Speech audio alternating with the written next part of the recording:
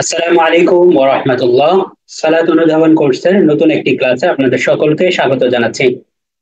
তো আলহামদুলিল্লাহ, আমি প্রথমেই আপনাদের সবার থেকে একটু জানতে চাই যে গত ক্লাসের হোমওয়ার্ক গুলো আপনারা করেছিলেন কিনা এবং পড়াটা পড়তে পেরেছিলেন কিনা, কুইজে অংশগ্রহণ করেছিলেন কিনা, যারা উপস্থিত আছেন একটু জানান।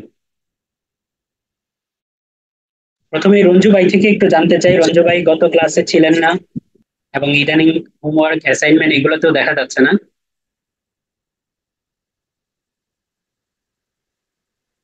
রঞ্জু ভাই শুনতে পাচ্ছেন আমাকে? আচ্ছা, তারপরে আমি হাসান ভাইকে দেখতে পাচ্ছি। হাসান ভাই যদি একটু বলতেন। যে হুজুর ক্লাস করছে কিন্তু আপনার হলো ভিডিও পাই নাই। আচ্ছা আচ্ছা, গত ক্লাসে আসলে আমাদের যে গুগল মিটটা আমরা পেডটা নিয়েছিলাম, এটা আসলে যার থেকে নিয়েছিলাম সে আমাদের সাথে প্রতারণা করেছে। মানে সে নিজেই ভেগে জি গেছে আর কি। তো আমাদের সকল ড্রাইভ সহকারে সবকিছুই ডিলেট হয়ে গেছে। জি। যার কারণে আসলে ওটাকে নতুন ভাবে রেকর্ড করার প্রয়োজন ছিল, আমি একদমই সময় পাইনি। তো ইনশাল্লাহ আমি দেখি যে ওই ক্লাসটাকে আবার নতুন করে রেকর্ড করে দেওয়া দেওয়া যায় কিনা, ভিডিওটা। আচ্ছা।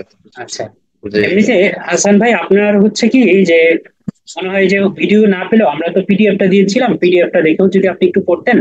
আপনার আমি দেখতে পাচ্ছি যে মোটামুটি বেশ সমস্যায় আছে, অর্থাৎ আপনার উত্তরগুলো আসলে তেমন সঠিক হয়নি আর কি। মার্শাল্লাহ, আপনার প্রচেষ্টা ভালো ছিল। হাসান ভাই, প্রচেষ্টা ভালো ছিল কিন্তু আরেকটু মনোযোগ দিতে হবে। জি। বুঝতে পেরেছেন? জি হুজুর, ভিডিওটা থাকলে তো আর একটু ভালো করে আচ্ছা আচ্ছা। জানা যেত। আচ্ছা আচ্ছা, আপনি চেষ্টা করবেন যে একটু ক্লাসে ভালো করে মনোযোগ দিতে। আচ্ছা, যেহেতু আপনার একটু বেশ সমস্যা হয়েছিল, আমি আপনাকেই মোটামুটি দিয়ে শুরু করছি। আপনারা কি আমার জি স্ক্রিনটা দেখতে পাচ্ছেন, আমার স্ক্রিনটা? জি। জি হুজুর, দেখা যাচ্ছে। আচ্ছা, আমি হাসান ভাই প্রথমে বলবেন, তারপরে আমি বাকিদের কাছে আসবো ইনশাল্লাহ। হাসান ভাই, জি আপনি আমাকে একটু অর্থ করে শোনাবেন। হাসান ভাই, শুরু থেকে বিসমিল্লাহ বলে একটু সূরা ফাতিহাটার অর্থটা পড়ে পড়ে শোনান তো। বিসমিল্লাহ। বিসমিল্লাহির রহমানির রহিম। আলহামদুলিল্লাহি রাব্বিল আলামিন। আর রহমানির রহিম। মালিকি ইয়াউমিদ্দিন। ইয়্যাকা না'বুদু ওয়া ইয়্যাকা নাস্তাঈন। ইহদিনাস সিরাতাল মুস্তাকিম। صراط الذين أنعمت عليهم غير المغضوب عليهم ولا الضالين। আচ্ছা, মাশাআল্লাহ, آمين. সুন্দর হয়েছে। মাশাআল্লাহ, খুব চমৎকার তেলাওয়াত করেছেন। যদিও কয়েকটা হরফের উচ্চারণে একটু সমস্যা আছে, আপনি আমাদের ওই কোরআন শিক্ষার ভিডিওগুলো দেখে নেবেন ইনশাআল্লাহ। উচ্চারণের যে ভিডিওগুলো প্রথম দিকের প্লে লিস্টের একেবারে শুরুর দিকের ভিডিওগুলো আছে, ওগুলো আপনারা দেখে নেবেন। আর এখন একটু জি আমি আপনাকে জিজ্ঞাসা করি, বলুন তো হাসান ভাই, জি। রব্বুন শব্দের অর্থ কি? রব্বুন। রব্বুন শব্দ অর্থ হুজুর, অর্থগুলো তো মুখস্থ করা হয় না। জি আচ্ছা, এই ক্লাসে কিন্তু আমাদের এই কোর্সের প্রধান কাজ হচ্ছে শব্দগুলো মুখস্থ করা। প্রধান কাজ কি বলেন তো? শব্দগুলো শব্দগুলো মুখস্থ মুখস্থ করা। করা। শুধু মুখস্থই না, আমরা কিন্তু গত ক্লাসে আপনি ছিলেন কিনা, আমরা কিন্তু প্রত্যেকটা শব্দ বলেছি, হালকা একটু তাফসীরও করেছি, অর্থাৎ ব্যাখ্যাটাও করেছি। কেন? যেন ওই শব্দের অর্থটা আপনার মনে থাকে। কারণ একটা শব্দের অর্থ যদি আপনি না বুঝে মুখস্থ করেন, তাহলে কিন্তু ওই শব্দটা জি আপনার মনে থাকবে না। যেমন আমরা বলেছিলাম, রব্বুন মানে রব, প্রতিপালন। প্রতিপালন মানে কি? রব্বুন শব্দটা এসেছে তারবিয়াতুন শব্দ থেকে। তারবিয়াতুন মানে হচ্ছে লালন পালন করা, অর্থাৎ একটা ব্যক্তিকে বা একটা প্রাণীকে তার জি লাইফের শুরু থেকে, জীবনের শুরু থেকে শেষ পর্যন্ত যেই জিনিস লাগবে, যখন লাগবে, যেভাবে লাগবে, তিনটা শব্দ বলেছিলাম। যেই জিনিস লাগবে, যখন লাগবে, যেভাবে লাগবে, যতটুকু পরিমাণ লাগবে, এই প্রত্যেকটা জিনিসকে একেবারে মেপে মেপে একদম উপযুক্ততার সহিত দেওয়াটাকেই বলা হয় তারবিয়া বা লালন পালন। এই জন্য আল্লাহ তাআলা শুধুমাত্র মানুষ সৃষ্টি করে আল্লাহ ক্ষান্ত হয়ে যাননি। একজন মানুষ হিসেবে, একজন বান্দা হিসেবে, একজন সৃষ্টি হিসেবে ওই স্রষ্টা তিনি তার যে দায়িত্ব পালন করছেন তা হচ্ছে এই, আচ্ছা, মাইকটাকে মিউটেড রাখবো, যখন আমরা কথা বলবো না মাইকটাকে মিউটেড রাখবো, তাহলে আমার আশপাশে আওয়াজ হবে না। তো খেয়াল করেন, আল্লাহ তাআলা আমাকে শুধুমাত্র সৃষ্টি করে ছেড়ে দেননি, আমাকে বানিয়ে আল্লাহ ছেড়ে দেননি। আমার কোন সময় কি লাগবে, আমি যখন 7 বছর বয়স তখন আমার কতটুকু মেধা দরকার, তখন আমার কতটুকু বাকশক্তি দরকার, তখন আমার কোন কোন নিয়ামত দরকার, আমার ফ্যামিলির কি সাপোর্ট দরকার, মানে কোন জায়গায় কি দরকার, লাইফের কোন স্টেপে আমার কি কি দরকার, প্রত্যেকটা জিনিসকে আল্লাহ তাআলা ওইভাবে ব্যবস্থা করে দেন। এখন এইখানে হয়তো আমরা অনেক সময় বুঝতে পারি, অনেক সময় বুঝতে পারি না, অনেক সময় সুযোগগুলো নিতে পারি, অনেক সময় সুযোগগুলো নিতে পারি না। কিন্তু আমরা খুব খেয়াল করে দেখবো যে যখন আমার যে জিনিসটা দরকার যদি আমরা প্রপার ভাবে আল্লাহর কাছে চাইতে পারি, তখন আল্লাহ আমাকে দিয়ে দেন। অনেক সময় আল্লাহ না চাইলেও দিয়ে দেন। কিন্তু অনেক সময় সুযোগগুলোকে আমরা বুঝতে পারি, বুঝতে পারি না। তো এই যে একদম মৃত্যুর আগ পর্যন্ত এই পুরোটা জার্নিতে, লাইফের পুরোটা সময় আমার কোন সময় কি লাগবে, কতটুকু লাগবে, এই প্রত্যেকটা জিনিসকে দিয়ে যে আল্লাহ আমাকে লালন পালন করছেন, এই লালন পালনটা যিনি করেন তিনি, তাকেই বলা হয় রব, অর্থাৎ তাকেই বলা হয় প্রতিপালক। তা আল্লাহ হচ্ছেন এই কাজটা করতেছেন এই পৃথিবীতে। যে মোমেন তাকেও আল্লাহ যে পরিমাণ দিচ্ছেন, যে কাফের তাকেও একই পরিমাণ দিচ্ছেন, কাউকে কোনো ছাড় দিচ্ছেন না।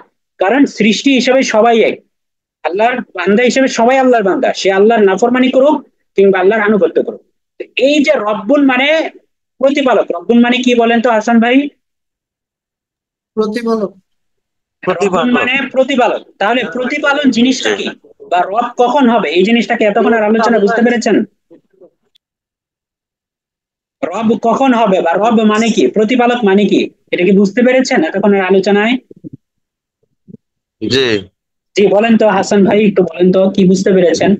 রব বা প্রতিপালক কি, বা প্রতিপালক কে হবে, বা কাকে বলা হয়, একটু বলেন তো। প্রতিপালক লালন পালনকে প্রতিপালক করা। মানে লালন পালনটা মানে কি, মানে প্রতিপালক কখন বা রব্বুন কখন হবে, প্রতিপালক কখন হবে একজন সত্তা বা একজন ইয়া মানুষ? ওই যে একটু আগে বললাম যে যখন জি। তার অধীনস্থ, ধরেন আমার অধীনস্থ কে, আপনার অধীনস্থ কে আপনার সন্তান, বা যদি আপনি বিবাহিত না করে থাকেন আপনার অধীনস্থ কে আপনার ছোট ভাই, বা আপনার অধীনস্থ কে আপনার পিতামাতা। তার মানে এই অধীনস্থ যে ব্যক্তি বা প্রাণী, তাকে যেই সময় যা যতটুকু প্রয়োজন, যেই সময় প্রয়োজন, যা প্রয়োজন, ওই প্রয়োজনীয় জিনিসটা যতটুকু প্রয়োজন, এই প্রত্যেকটা জিনিসকে মেনটেন করে যিনি দেয়, তাকেই বলা হয় প্রতিপালক। তাহলে আল্লাহ তাআলা এই পুরো পৃথিবীর যত ধরনের মাখলুকাত আছে, জিন মানুষ কীট পতঙ্গ থেকে সমুদ্রের পানি বা তলদেশে মাছ বা যা যত ধরনের মাখলুকাত আছে, হাজার হাজার মাখলুকাত, সবাইকে আল্লাহ তাআলা যখন যেটা দরকার যেভাবে দরকার, আল্লাহ কি রিজিক দিচ্ছেন না সবাইকে, সবাইকে প্রতিপালন করতেছেন না? তার মানে এই জি। আল্লাহ জি। হচ্ছেন প্রতিপালক, আল্লাহ হচ্ছেন কি বলেন, প্রতিপালক। প্রতিপালক। প্রতিপালক। তাহলে আচ্ছা রব্বুল অর্থ তাহলে বুঝতে পারছেন। এবার আচ্ছা সামনে আরেকটা শব্দ বলি, বলেন তো ইয়াউম, ইয়াউম শব্দের অর্থ কি বলেন, হাসান ভাই বলেন ইয়াউম শব্দের অর্থ কি? তার মানে হাসান ভাই আপনি গত ক্লাসের শীটটা পড়েন নাই, দেখেন গত ক্লাসে কিন্তু প্রথম পড়া ছিল শীটটা মুখস্থ করা। এই যে দেখেন এখানে কিন্তু আমরা শীটের মধ্যে আমরা এই কোরআন এই সূরাটাকে যেন আপনি খুব ভালো করে বুঝতে পারেন, এই জন্য আমরা কয়েকটা স্টেপে কাজগুলো করেছি। এক নম্বর, প্রথমে আপনার এই সূরার সাথে পরিচিত করাইছি যে আমরা আজকে সূরা ফাতিহার অর্থটা শিখবো। তারপর আমরা কঠিন শব্দগুলোকে একটা লিস্ট করেছি, যেমন এই যে এখানে ছিল ইয়াউম অর্থ কি লেখা আছে দেখেন তো, 8 নম্বর শব্দটা ইয়াউম অর্থ কি বলেন তো? দিন। হ্যাঁ সবাই বলেন ইয়াউম অর্থ কি লেখা আছে এখানে? দিন। দিন। ইয়াউম অর্থ কি? দিন। দিন। হ্যাঁ 2-3 বার বলেন ইয়াউম অর্থ দিন, বলেন। ইয়াম অর্থ দিন। দিন। ইয়াম অর্থ দিন। ইয়াম অর্থ দিন। দেখেন এই শব্দটা, এই শব্দগুলো আমরা যে সূরাটা পড়তেছি, হ্যাঁ, এই সূরাগুলো প্রথম দিকে দেখবেন একটা জিনিস খেয়াল করবেন, কেউ এই কথা মনে করেন না যে আমার মনে হয় সারা জীবনে শব্দগুলো মুখস্থ করতে হবে, বিষয়টা এটা না। আচ্ছা বলেন তো এই আর এই ইয়া এই কি বলবো এটাকে, যেমন এই, কি শব্দ বলতে পারি, যেমন ধরেন আল্লাহু আকবার, আকবার শব্দটাই, আকবার মানে কি বলেন তো? আকবর মানে বড় বা মহান। বড় বা মহান। তাহলে এছাড়াও যদি আপনি এই বলেন যে আরো, যেমন ধরেন উকিল শব্দটা, উকিল, উকিল মানে কি বলেন তো? উকিল আমরা বলি না উকিল, কোর্টে উকিল থাকে, উকিল মানে কি? বিচারক এরকম কিছু? বিচারক না, যে আপনার হইয়া কাজটা করে দিবে। আচ্ছা আচ্ছা। আপনি একজন বাদী বা বিবাদী হিসেবে আপনি তো সরাসরি জজের সম্মুখে হইতে পারবেন না, একজন ভাইয়া লাগবে, ঠিক না? যে কোনো গুরুত্বপূর্ণ কাজে একটা মধ্যস্থতা লাগে না, বলেন তো? জি। যেমন আল্লাহর সাথে আল্লাহর সাথে আমাদের সম্পর্কের মধ্যস্থতা কে বলেন? উসিলা কে বলেন? আল্লাহ রাসূল সাল্লাল্লাহু আলাইহি সাল্লাম। উসিলা কে বলেন? আল্লাহ রসুল আল্লাহ সাল্লাল্লাহু রাসূল আলাইহি সাল্লাল্লাহু আলাইহি সাল্লাম। আমাদের নবী তো তিনি তো আল্লাহ রসুল সুপারিশ সাল্লাল্লাহু করবেন। আলাইহি সাল্লাম। আমাদের নবী আমাদের সুপারিশ করবেন না সবার জন্য? জি। বলেন। জি। আমরা এত মাসুম বা এত নিষ্পাপ কেউ হয়ে যায় নাই। নবীর সুপারিশ ছাড়া সবাই আমরা জান্নাতে যেতে পারবো? কেউ পারবো? বুকে কনফিডেন্স আছে যে আমাদের জীবনে জানতে অজান্তে কোনো গুনাহ হয় নাই, এক বিন্দু গুনাহ হয় নাই, এরকম কার কনফিডেন্স কেউ দিতে পারবে? না। না বলেন। না স্বয়ং আল্লাহ রাসূল তিনি নিজে মাসুম হওয়া সত্ত্বেও তিনি নিজে বলতেন যে আমিও গুনাহের থেকে মুক্ত না, অথচ আল্লাহ তাকে সার্টিফিকেট দিয়েছেন যে তিনি মাসুম। তারপরে উনি ভয়ে থাকতেন। তাইলে সেই জায়গায় আমাদের কি অবস্থা? আমাদের তো কুল কিনারে খুঁজে পাওয়া যাবে না যদি গুনাহের তালিকা দেখা হয়, ঠিক না বিষয়টা? তো এই যে আমাদের সাথে আল্লাহর যে একটা কানেকশন, এই কানেকশন যদি কেউ মনে করে যে আমি রসুলকে মানি না, আমি এই নবীকে মানি না, আমি নবী সুন্নাত মানি না, আমি নবীজির আদর্শ মানি না, সে কি কোনোদিন আল্লাহর প্রিয় হইতে পারবে বলেন? না। আল্লাহর প্রিয় হইতে হইলে রাসূলের প্রিয় হইতে হবে, রাসূলকে ভালোবাসতে হবে। তো এই যে রাসূল হচ্ছেন মধ্যস্থতাকারী, ওকিল, বুঝতে পেরেছেন? তো এই যে উকিল শব্দটা, উকিল শব্দ বলতে আমরা বুঝি যে সাধারণত যে আমার পক্ষ হয়ে এই বিচারটা বা এই মামলাটা লড়বে। তো এই জিনিসটা কিন্তু আমরা বুঝে গেছি, কারণ সবসময় আমরা বলতে বলতে অভ্যস্ত। এমন আরো অনেক আরবি শব্দ আছে যেই শব্দগুলো কিন্তু আমরা পরিচিত। তা আপনি যখন একবার এই সূরা ফাতিহার শব্দগুলো কি শিখবেন, কঠিন কঠিন শব্দগুলো কি শিখবেন? যেমন মালিক, মালিক বলতে কি আপনি বুঝেন না? এই শব্দ সূরার মধ্যে আসে। মালিক মানে কি, এটা কি আপনি বুঝেন যে আমি মালিক, আমি এই ফাউন্ডেশনের মালিক, আমি এই প্রতিষ্ঠানের মালিক, আমি এই জমির মালিক? মালিক মানে কি, এই কথা আপনি বুঝেন না? বলেন তো। বুঝি। মালিক মানে কি? মালিক মানে জিনিসটা আমার। মালিক মানে কি বলেন? জিনিসটা আমার। জিনিসটা আমার। জমি, উত্তরাধিকারী যে আমি জমির জিনিসটা। মালিক, তার মানে এই জমির যা কিছু আছে সব আমার। এই জমির ভিতরে যদি কোনো সিন্ধুক পাওয়া যায়, ওই সিন্ধুক আমার। এই এই জমি থেকে যা কিছু হোক সবকিছুই আমার। অর্থাৎ সহজ কথা, এই জমির সবই আমার, কারণ এই জমির আমি মালিক, সব কর্তৃত্ব আমার, আমি যা বলবো ওটাই হবে। কারো বাপের কোনো ক্ষমতা নাই এই জমির ব্যাপারে নাক গলানোর, ঠিক না? বিষয়টা এমন হয়। তো এই মালিক ইয়াউমিদ্দিন যখন বলা হইতেছে,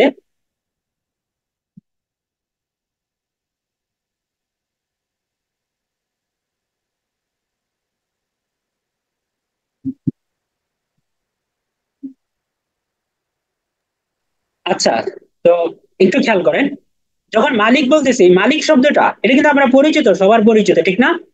কেউ এমন আছেন যে মালিক মানে কি বুঝেন না? কেউ আছেন বলেন? বুঝি। সব সবাই মালিক বুঝেন। কেন বুঝেন? কারণ মালিক শব্দটা আমরা একবার ছোটবেলায় শিখছি, এখন সারা জীবন আর আমাদের শেখা দরকার নেই। ঠিক একইভাবে এই যখন আপনি এই শব্দগুলো শিখবেন, তখন এই একবার শব্দগুলো শেখার দ্বারাই কিন্তু আপনার এটা মুখস্থ হয়ে যাবে। পরবর্তীতে শুধুমাত্র ব্রেন স্ট্রোমিং করা, অর্থাৎ যেটাকে আমরা বলি যে মাথার মধ্যে যখন আপনি ঘোরাবেন, তখনই কিন্তু এটা আপনার সহজ হয়ে যাবে। তো এই জন্য শব্দগুলো কিন্তু খুব ভালো করে মুখস্থ করতে হবে, বুঝতে পারছেন?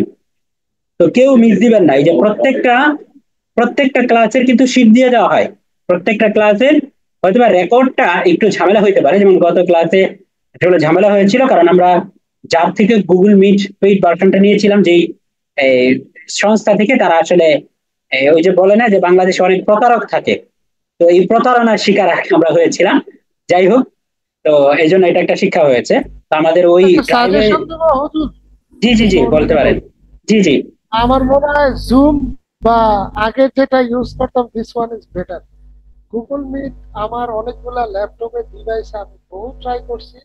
আমি লাস্টে মোবাইলে দেখছি একটা ল্যাপটপে আমার কাজ হয়। ওইটা আমি আর কি গুগল মিটে একবারেই কমফোর্টেবল না। Zoom very nice. আর কি গুগল মিট অ্যাভয়েড করতে আপনার পারলে আওয়াজটা, সাথে আপনার আওয়াজটা একটু মানে খুব আস্তে আসতেছে, আর একটু জোরে যদি বলতেন। আচ্ছা, আমি যেটা বলতেছি যে গুগল মিটের চেয়ে আর কি আমার যে এক্সপেরিয়েন্স, জুম বেটার। আচ্ছা গুগল মিটে অনেকগুলা ডিভাইসে প্রবলেম হয় যে কাজ করে না, স্পিকার কাজ করে তো এটা কাজ করে না, উইন্ডোজ 10-এ কাজ করে না, আবার 11-এ কাজ করে, এই প্রবলেমটা পাইছি। বাট জুম বা প্রথম যেটা করতাম আর কি ফ্রি ভার্সন হইলো ওইটা আমার মনে হয় গুগল মিটের চেয়ে ভালো ছিল। গুগল মিটের জন্য আমার একটা ক্লাস মিসই হয়েছে। আচ্ছা, মাশাআল্লাহ, সুন্দর বলেছেন। ইনশাআল্লাহ আমরা এটা এখন থেকে চেষ্টা করবো ইনশাআল্লাহ। তো আচ্ছা, আমি আর এক দুইটা কথা বলে আজকের ক্লাস শুরু করব। প্রথম কথা হচ্ছে যে কুইজটা, যেটা প্রত্যেকটা ক্লাসের পরে একটা করে কুইজ থাকবে, কিন্তু এই কুইজটা আমরা দিব একদম শেষের দিন, যে আপনাদের পরিপূর্ণ প্রস্তুতিটা হয়। অর্থাৎ কুইজের উদ্দেশ্য কি, যে আপনি কতটুকু হোমওয়ার্ক করেছেন, আপনার নিজেকে যাচাই করা। এখন এই যাচাই করার আগে যেন আপনি পরিপূর্ণ শেখার সময় পান। এখানে প্রত্যেকটা ক্লাসেই 15 থেকে 20টা করে নতুন নতুন শব্দ থাকবে, একটা দুইটা করে সূরার অর্থ থাকবে। তো এই জিনিসগুলো যেন আপনারা মুখস্থের সময় পান, এই জন্য কুইজটা দেওয়া হয়। তো এখন দেখা গেল যে গত 2-3 ক্লাসের কুইজ পর্যালোচনা করে যে আপনারা অনেকেই কিন্তু ঠিকঠাক ভাবে খেয়াল করছেন না বিষয়গুলো, এটা দেখা গেল যে আপনারা ঠিকঠাক ভাবে খেয়াল করছেন না। তো এই জিনিসটা যেন সামনে থেকে না হয়, ইনশাল্লাহ এটা খেয়াল করবেন। তো আজকের ক্লাস আমরা শুরু করি। বিগত ক্লাস নিয়ে কারো কোনো প্রশ্ন আছে বলতে পারেন, নতুবা আমরা শুরু করে দিব আজকের ক্লাসটা। কারো কোনো প্রশ্ন আছে বিগত ক্লাস নিয়ে? আচ্ছা, ঠিক আছে তাহলে। পারিনি। আমি তো বাড়িতে ছিলাম, ওখানে নেটের অবস্থা খুবই খারাপ। তার প্রাকৃতিক দুর্যোগের কারণে কোনো একটা সম্ভব হয়নি। আমি এটা দেখে নেবো, যে কোনো সমস্যা আচ্ছা থাকলে আচ্ছা, আপনাকে পার্সোনালি জি জি, আমি একটু বলে নিই আপনাদেরকে। সেটা হচ্ছে যে আমাদের এই গত ক্লাসটা তো আসলে একটা মিস্টেকলি আমাদের রেকর্ডটা হয়নি। আজকের ক্লাস ইনশাল্লাহ রেকর্ড হচ্ছে। তো এই গত ক্লাসের ভিডিওটা আমি দেখি আবার নতুন করে রেকর্ড করে দিয়ে দেওয়া যায় কিনা। আর সবচেয়ে বড় কথা হচ্ছে, এটা আপনাদের জন্য ইনশাল্লাহ সুসংবাদ, যে আমাদের বড় পরিসরে আলহামদুলিল্লাহ ওয়েবসাইট বানানোর কাজ চলতেছে। তো ওয়েবসাইটে এই কোর্সটা আবার নতুন করে আরো আপডেট করে ফুল রেকর্ডেড ভার্সনে থাকবে ইনশাল্লাহ। তো আপনাদের যারা এই কোর্সে এই লাইভে সেশনে যুক্ত হয়েছেন, এটা আপনাদের জন্য একটা মানে সৌভাগ্য বলা যায়, যে এই কোর্সটা আর পরের থেকে আর লাইভ আসবে না, রেকর্ড ভার্সন আসবে। অর্থাৎ লাইভ আর আসবে না, এই শুধুমাত্র রেকর্ড ভার্সন আসবে। তো আপনারা যারা এই লাইভে যুক্ত হয়েছেন প্রত্যেকেই ওই রেকর্ড ভার্সনের অ্যাক্সেস পেয়ে যাবেন ইনশাল্লাহ। ঠিক আছে? তো এটা এই আমরা চেষ্টা করছি যে এই মাসের শেষের দিকে আমরা ওয়েবসাইটটাকে লঞ্চ করতে পারবো ইনশাল্লাহ। তো এই জন্য আপনাদের এটা নিয়ে চিন্তিত হওয়ার কোনো কারণ নেই। প্রতিটা ক্লাসের শেষে আপনারা পিডিএফটা পেয়ে যাবেন, পিডিএফটা থেকে শব্দগুলো মুখস্থ করে নেবেন। আর এই জন্য আপনারা ক্লাসে অনেক বেশি মনোযোগী থাকবেন। তো দেখুন, গত ক্লাসে আমরা সূরা ফাতিহা শিখেছিলাম। আশা করি আপনাদের সকলেরই সূরা ফাতিহা শব্দের অর্থ সহ মোটামুটি মুখস্থ হয়েছে। আমরা বেশি ব্যাখ্যার দিকে যাচ্ছি না, কারণ আমাদের এই কোর্সের মূল মাকসাদ ব্যাখ্যা না। আমরা শব্দ শিখবো, বাকি অর্থটাকে বুঝতে যতটুকু তাফসীর প্রয়োজন হয়, তাফসীর এটা খুব বৃহৎ জিনিস। তো অর্থটাকে শিখতে যতটুকু তাফসীর প্রয়োজন হয়, এতটুকু তাফসীর ইনশাল্লাহ আমরা আলোচনা করব। তো আজকের ক্লাসে মূলত আমরা দুইটা সূরা শিখবো, সূরা আল ইখলাস শিখবো এবং সূরা আল কাউসার শিখবো। বলেন তো কোন দুইটা সূরা শিখবো? ইখলাস, সূরা আল কাউসার। এই দুইটা সূরা আজকের ক্লাসে নির্বাচন করাতে আপনারা খুশি না বেজার বলেন? ভালো ভালো হয়েছে, ছোট ছোট সূরা। কেন দেখেন, আমরা প্রথম দিকে বলেছিলাম যে নামাজের মধ্যে যদি আপনার কেরাত ভুল হয়, যদি আপনার পড়া ভুল হয়, তাহলে কিন্তু আপনার নামাজ নষ্ট হয়ে যায়। তো এই জন্য আমরা চেষ্টা করতেছি যে এটা তো বুঝেন যে একটা হচ্ছে বাধ্যতামূলক কম্পালসারি, আরেকটা হচ্ছে যে এডিশনাল। বুঝতে পেরেছেন? তো একটা হচ্ছে যে আপনার প্রত্যেকটা নামাজ শুদ্ধ করার জন্য সূরা ফাতিহা লাগবে, এটা বাধ্যতামূলক। এই জন্য আমরা এটা প্রথমে গত ক্লাসে শিখেছি।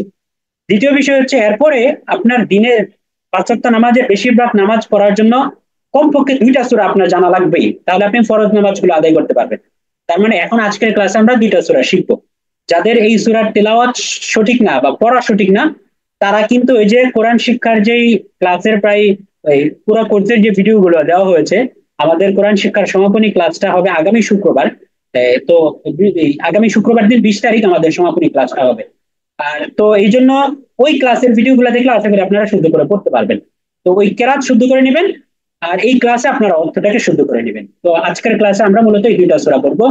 আমি যে কোনো দুইজনকে যে কোনো দুইজনকে সুযোগ দিব যে এই দুইটা সূরা আমাদেরকে সুন্দর করে তিলাওয়াত করে শোনানোর জন্য। কে কে শোনাবেন একটু হাত তুলেন, হ্যান্ড রাইজ করেন। দেখেন রিয়াকশন বাটনের মধ্যে হ্যান্ড রাইজ আছে, একটু হাত তুলেন। কে কে দুইটা সূরা শোনাবেন আমাদেরকে তিলাওয়াত করে? হাত তুলেন। মাশাআল্লাহ, রঞ্জু ভাই সবার আগে হাত তুলেছেন। বাকি আরো কেউ চাইলে হাত তুলতে থাকেন, রঞ্জু ভাই পড়তে থাকেন। বিসমিল্লাহির রহমানির রহিম।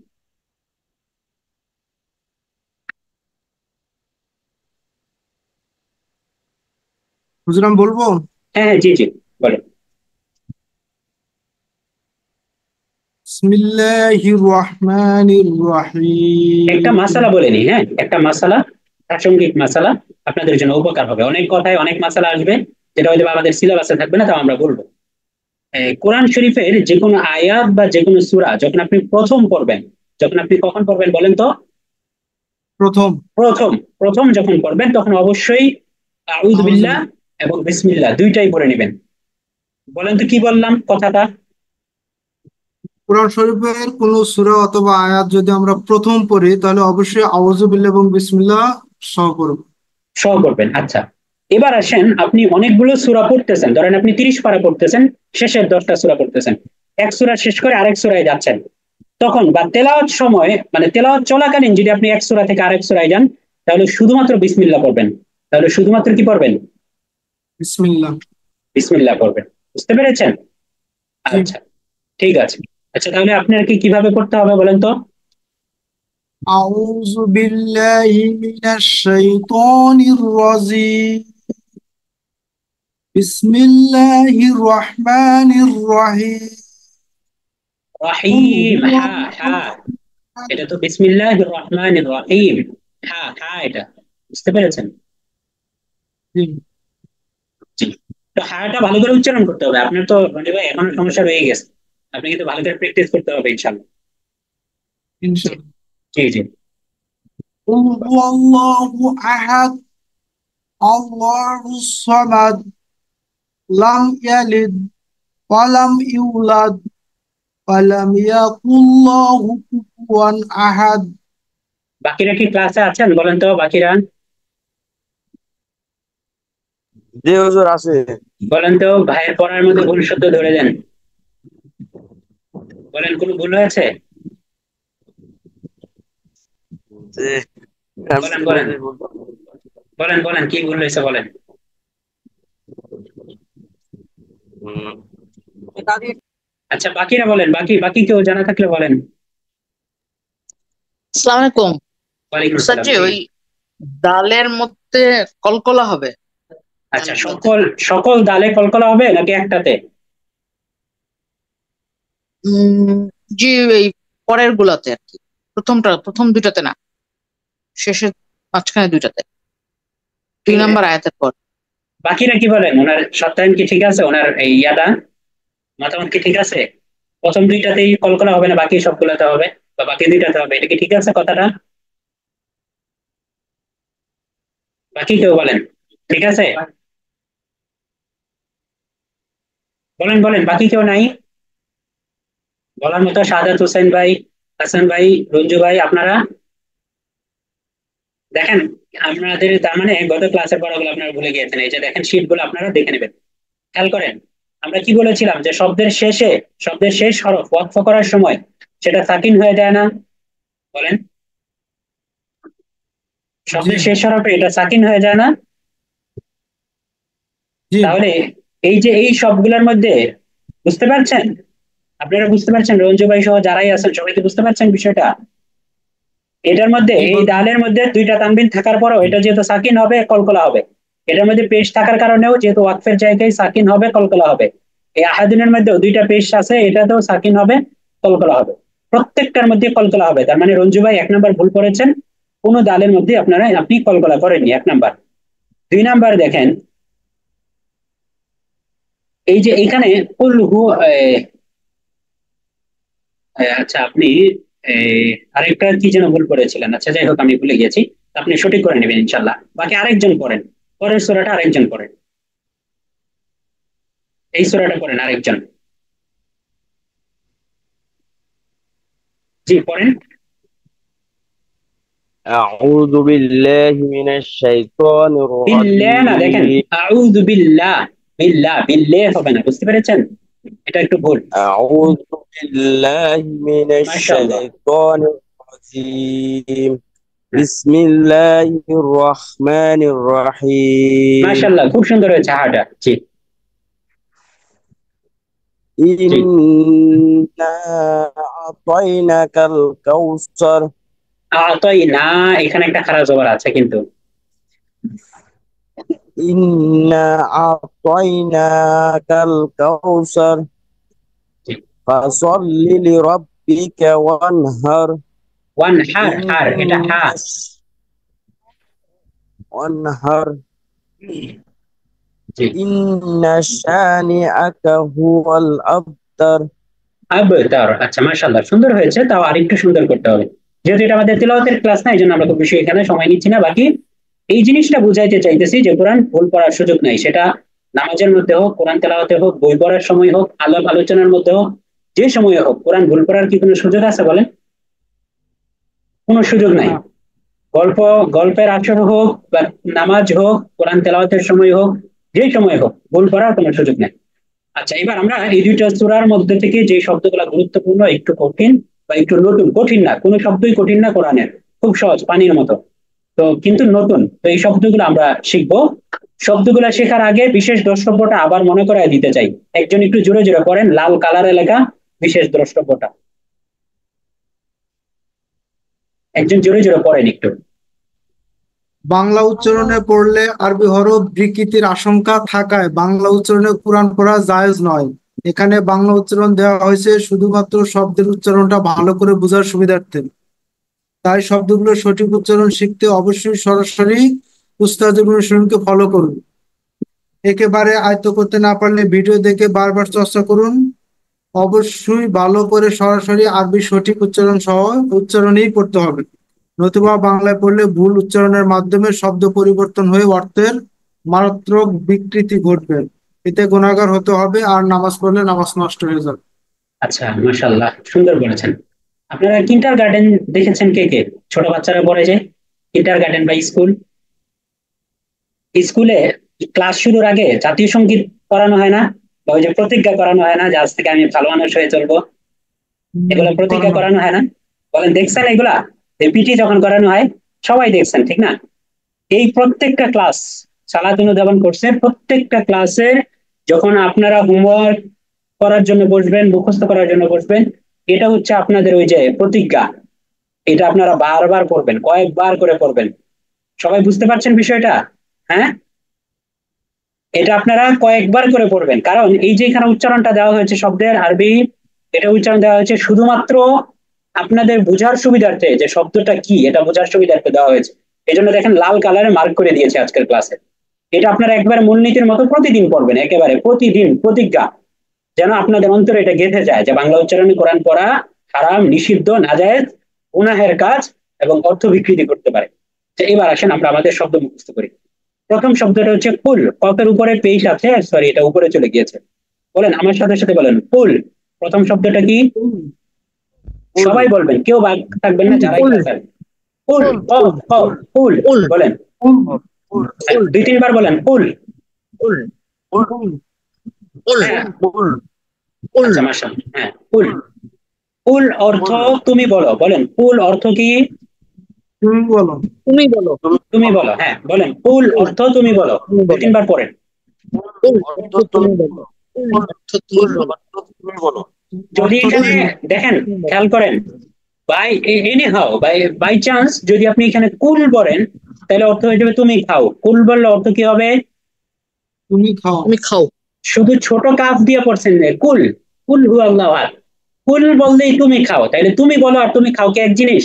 বলেন, অর্থই পুরো চেঞ্জ হয়ে যাবে, একদম নামাজ শেষ হয়ে যাবে, কোনো নামাজ এক মুহূর্তে দাঁড়াবেন, নামাজ সাথে সাথে নষ্ট, আপনি ওই নামাজ শেষ। তো এই জন্য খুব ভালো করে খেয়াল করতে হবে। বলেন কুল, বলেন আমার সাথে সাথে বলেন কুল। কুল অর্থ তুমি বলো, বলেন কুল অর্থ তুমি বলো। অর্থ তুমি বলো। অর্থ তুমি বলো। অর্থ তুমি বলো। অর্থ তুমি বলো। আচ্ছা মাশাআল্লাহ। তারপরে দেখেন হুয়া, হুয়া শব্দের অর্থ সে। হুয়া শব্দের অর্থ কি বলেন? সে। সে। হ্যাঁ কয়েকবার বলেন, হুয়া অর্থ সে। সে।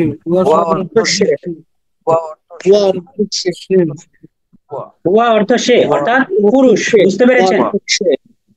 হি, আমরা ইংলিশে বলি না হি সি, এই হি মানে হুয়া। হুয়া আর আরবিতে হচ্ছে হিয়া, হুয়া হিয়া মানে পুরুষ মহিলা বোঝায়, অর্থাৎ সে, বুঝতে পেরেছেন? তাহলে আজকের ক্লাসে আমাদের দরকার হচ্ছে হুয়া, বলেন হুয়া অর্থ সে। অর্থ সে। অর্থ সে। আচ্ছা, sorry। অর্থ সে। তারপরে দেখেন 3 নম্বর শব্দ আছে আহাদুন। 3 নম্বর শব্দটা কি বলেন তো? আহাদুন। আহাদুন। আহাদুন, আহাদুন। আহা না, আহাদুন। আহা, আহাদুন অর্থ এক। আহাদুন অর্থ কি? এক। এক। বলেন আহাদুন অর্থ এক। আহাদুন আহাদুন। আহাদুন। আহাদুন আহাদুন আহাদুন আহাদুন আহাদুন অর্থ মাশাআল্লাহ। এক। এক। হ্যাঁ, 2-3 বার পড়ে আহাদুন নেবেন। দেখেন শব্দগুলো 2-3 বার পড়ে নেবেন, তাহলে আপনাদের জন্য সহজ হবে। বলেন আহাদুন আহাদুন অর্থ এক। আহাদুন আহাদুন অর্থ এক। আহাদুন আহাদুন অর্থ এক। আহাদুন অর্থ এক। বলেন আহাদুন অর্থ এক। আহাদুন অর্থ এক। আহাদুন অর্থ এক। আহাদুন অর্থ এক। আহাদুন আহাদুন অর্থ এক। তারপরে শব্দটা দেখেন আসসামাদু। আসসামাদু। আসসামাদু অর্থ আসসামাদু আসসামাদু অর্থ আসসামাদু অমুখাপেক্ষী। বলেন আসসামাদু অর্থ অমুখাপেক্ষী। আসসামাদু অর্থ অমুখাপেক্ষী। বলেন আসসামাদু। অমুখাপেক্ষী আসসাদ, এটা কিন্তু সদ। আসসামাদু। বলেন আসসামাদু অর্থ অমুখাপেক্ষী। আসসামাদু অমুখাপেক্ষী। আসসামাদু অমুখাপেক্ষী আসসামাদু হ্যাঁ, অমুখাপেক্ষী আসসামাদু আসসামাদু আসসামাদু না, আসসামাদু বললে ভুল হবে। আসসামাদু। আসসামাদু। আসসামাদু আসসামাদু অর্থ আসসামাদু আসসামাদু আসসামাদু অমুখাপেক্ষী আসসামাদু অমুখাপেক্ষী। তারপরে খেয়াল করেন, আসসামাদু অর্থ তারপরে দেখেন লাম ইয়ালিদ। লাম ইয়ালিদ অর্থ সে জন্ম দেয়নি। বলেন লাম ইয়ালিদ। লাম ইয়ালিদ ইয়ালিদ সে জন্ম দেন। সে জন্ম দেয়নি। সে জন্ম দেন সে আর কয়েকবার বলেন, সবাই একসাথে বলেন, বাকিরাও কেন চুপ? সে সে সে জন্ম জন্ম সে দেয়নি। জন্ম দেয়নি। ফাঁকি ফাঁকি দিবেন তো? এই যে দেখেন, খেয়াল করেন, সে জন্ম দেয়নি। একটু খেয়াল করেন, সে জন্ম দেয়নি। এই ক্লাসে ফাঁকি দিবেন তো বাকি রয়ে যাবেন। বুঝতে পেরেছেন? আপনার পড়াগুলো বাকি রয়ে যাবে। লাম ইয়ালিদ। এই জন্য এই ক্লাসে সবাই লাম ইয়ালিদ লাম ইয়ালিদ সে জন্ম দেয়নি। সে জন্ম আচ্ছা, এবার লাম হ্যাঁ, এবার সবাই একযোগে খেয়াল করেন, সবাই একযোগে বলবেন। এক শব্দের আরবি কি? এক শব্দের আরবি কি বলেন তো? এক শব্দ অর্থ হচ্ছে আহাদুন। আহাদুন। আহাদুন, মাশাআল্লাহ, আহাদুন। হ্যাঁ, আহাদুন কুল অর্থ কি? কুল অর্থ কি বলেন? তুমি বলো। তুমি বলো। মাশাআল্লাহ। হ্যাঁ, বাকিরা পিছিয়ে কেন? তাড়াতাড়ি, হ্যাঁ, দেখি কে কার আগে বলতে পারে। তারপরে বলেন, তুমি বলো। হ্যাঁ, সে অর্থ কি? সে আরবি কি? সে আরবি হুয়া। হুয়া। মাশাআল্লাহ, হুয়া। আচ্ছা, সে তারপরে অর্থ এক। হুয়া। এক আরবি কি? এক আহাদুন। এক আহাদুন। মাশাআল্লাহ, রঞ্জু ভাই সবার আগে বলেছেন এক। আচ্ছা, সে জন্ম দেয়নি আরবি কি? লাম লাম ইয়ালিদ। ইয়ালিদ। মাশাআল্লাহ, লাম জি, ইয়ালিদ মাশাআল্লাহ। আচ্ছা, এবার দেখেন পরের শব্দটা সেম একই শব্দ, লাম ইউলাদ। লাম ইউলাদ অর্থ কি লেখা আছে দেখেন তো? লাম ইউলাদ, তাকেও জন্ম দেওয়া হয়নি। তাকেও জন্ম দেওয়া হয়নি, অথবা সে জন্ম নেয়নি। জন্ম নেয়নি। সে জন্ম নেয়নি, অথবা তাকেও জন্ম দেওয়া। তাকেও জন্ম দেওয়া হয়নি। একটা হ্যাঁ, একটা অ্যাক্টিভ ফর্মে আছে আর একটা প্যাসিভ ফর্মে আছে, ঠিক না? তাকেও জন্ম ওস্তাদ, এখানে তো আমরা পড়ি ওয়ালাম ইউলাদ, হ্যাঁ, সেটাই না। কিন্তু এখানে আছে লাম ইউলাদ। ও আচ্ছা আচ্ছা, জি, এই যে কনফিউশনটা, ওয়া লাম ইউলাদ। ওয়া একটু অর্থ এবং। হ্যাঁ, একটু খেয়াল করেন, আমি আপনাদের এই কনফিউশনটা দূর করে দিই। গত ক্লাসে যারা ছিলেন না তাদের মনে হয় কনফিউশন। খেয়াল করেন আমরা আমাদের এই ক্লাসগুলো কিভাবে করছি একটু দেখেন। প্রথমে আমরা আজকে যে দুইটা সূরা শিখবো, এই দুইটা সূরা আমরা আগে নিয়ে আসছি, যেন আপনাদের একবার চোখে এটা ভাসে যে আমরা কোন দুইটা সূরা আজকে পড়বো। হ্যাঁ, বুঝতে পারছেন? জি জি জি। তারপরে জি। এই দুইটা সূরা শিখতে গিয়ে যেই শব্দগুলো কঠিন কঠিন শব্দ, আমরা শুধুমাত্র এই কঠিন কঠিন শব্দগুলো যেন আপনার গুরুত্ব দিয়ে মুখস্থ করেন। এই জি, এবং জি। যেই শব্দগুলো ইতিপূর্বে আপনারা পড়ে আসেননি, গত ক্লাসগুলোতে পড়ে আসেননি, এই শব্দগুলোর আমরা একটা লিস্ট দেই। গত ক্লাসে আমরা 20টা শব্দ দেখেছিলাম, আজকের ক্লাসে আমরা 18টা শব্দ দেখবো। অর্থাৎ এই শব্দগুলো আপনারা গুরুত্ব দিয়ে মুখস্থ করতেই হবে। তারপর আসেন, জি, এবার জি। আমরা মূল খেলায় যাব, মূল কাজে যাব। তারপর আমরা শব্দে জি, জি। শব্দে অর্থ সহ সূরা আল ইখলাস, অর্থাৎ পুরা সূরাটাকে জি, আমরা জি। শব্দে শব্দে ভেঙেছি। এই যে এখানে দেখেন ওয়াও আছে, দেখেছেন? ওয়াও আছে। জি জি জি, বুঝতে তো পারছি। এই জি। শব্দে শব্দে ভাঙার পরেও কিন্তু আমরা ওই যে একটা বলে না যে সুন্দর অর্থ, সরল অর্থ, এই সরল অর্থ কিন্তু জি। আমরা শিখিনি, আমরা শুধু শব্দে শব্দে শিখেছি। তারপরে আমরা পরের স্টেপে আসবো, আমরা এইখানেও আরবিটাকে এনেছি এবং এইখানে একদম সরল অর্থ, যে বলুন তিনি জি। আল্লাহ এক অদ্বিতীয়, একদম চমৎকার অর্থ, মিলানো অর্থ আমরা শিখবো।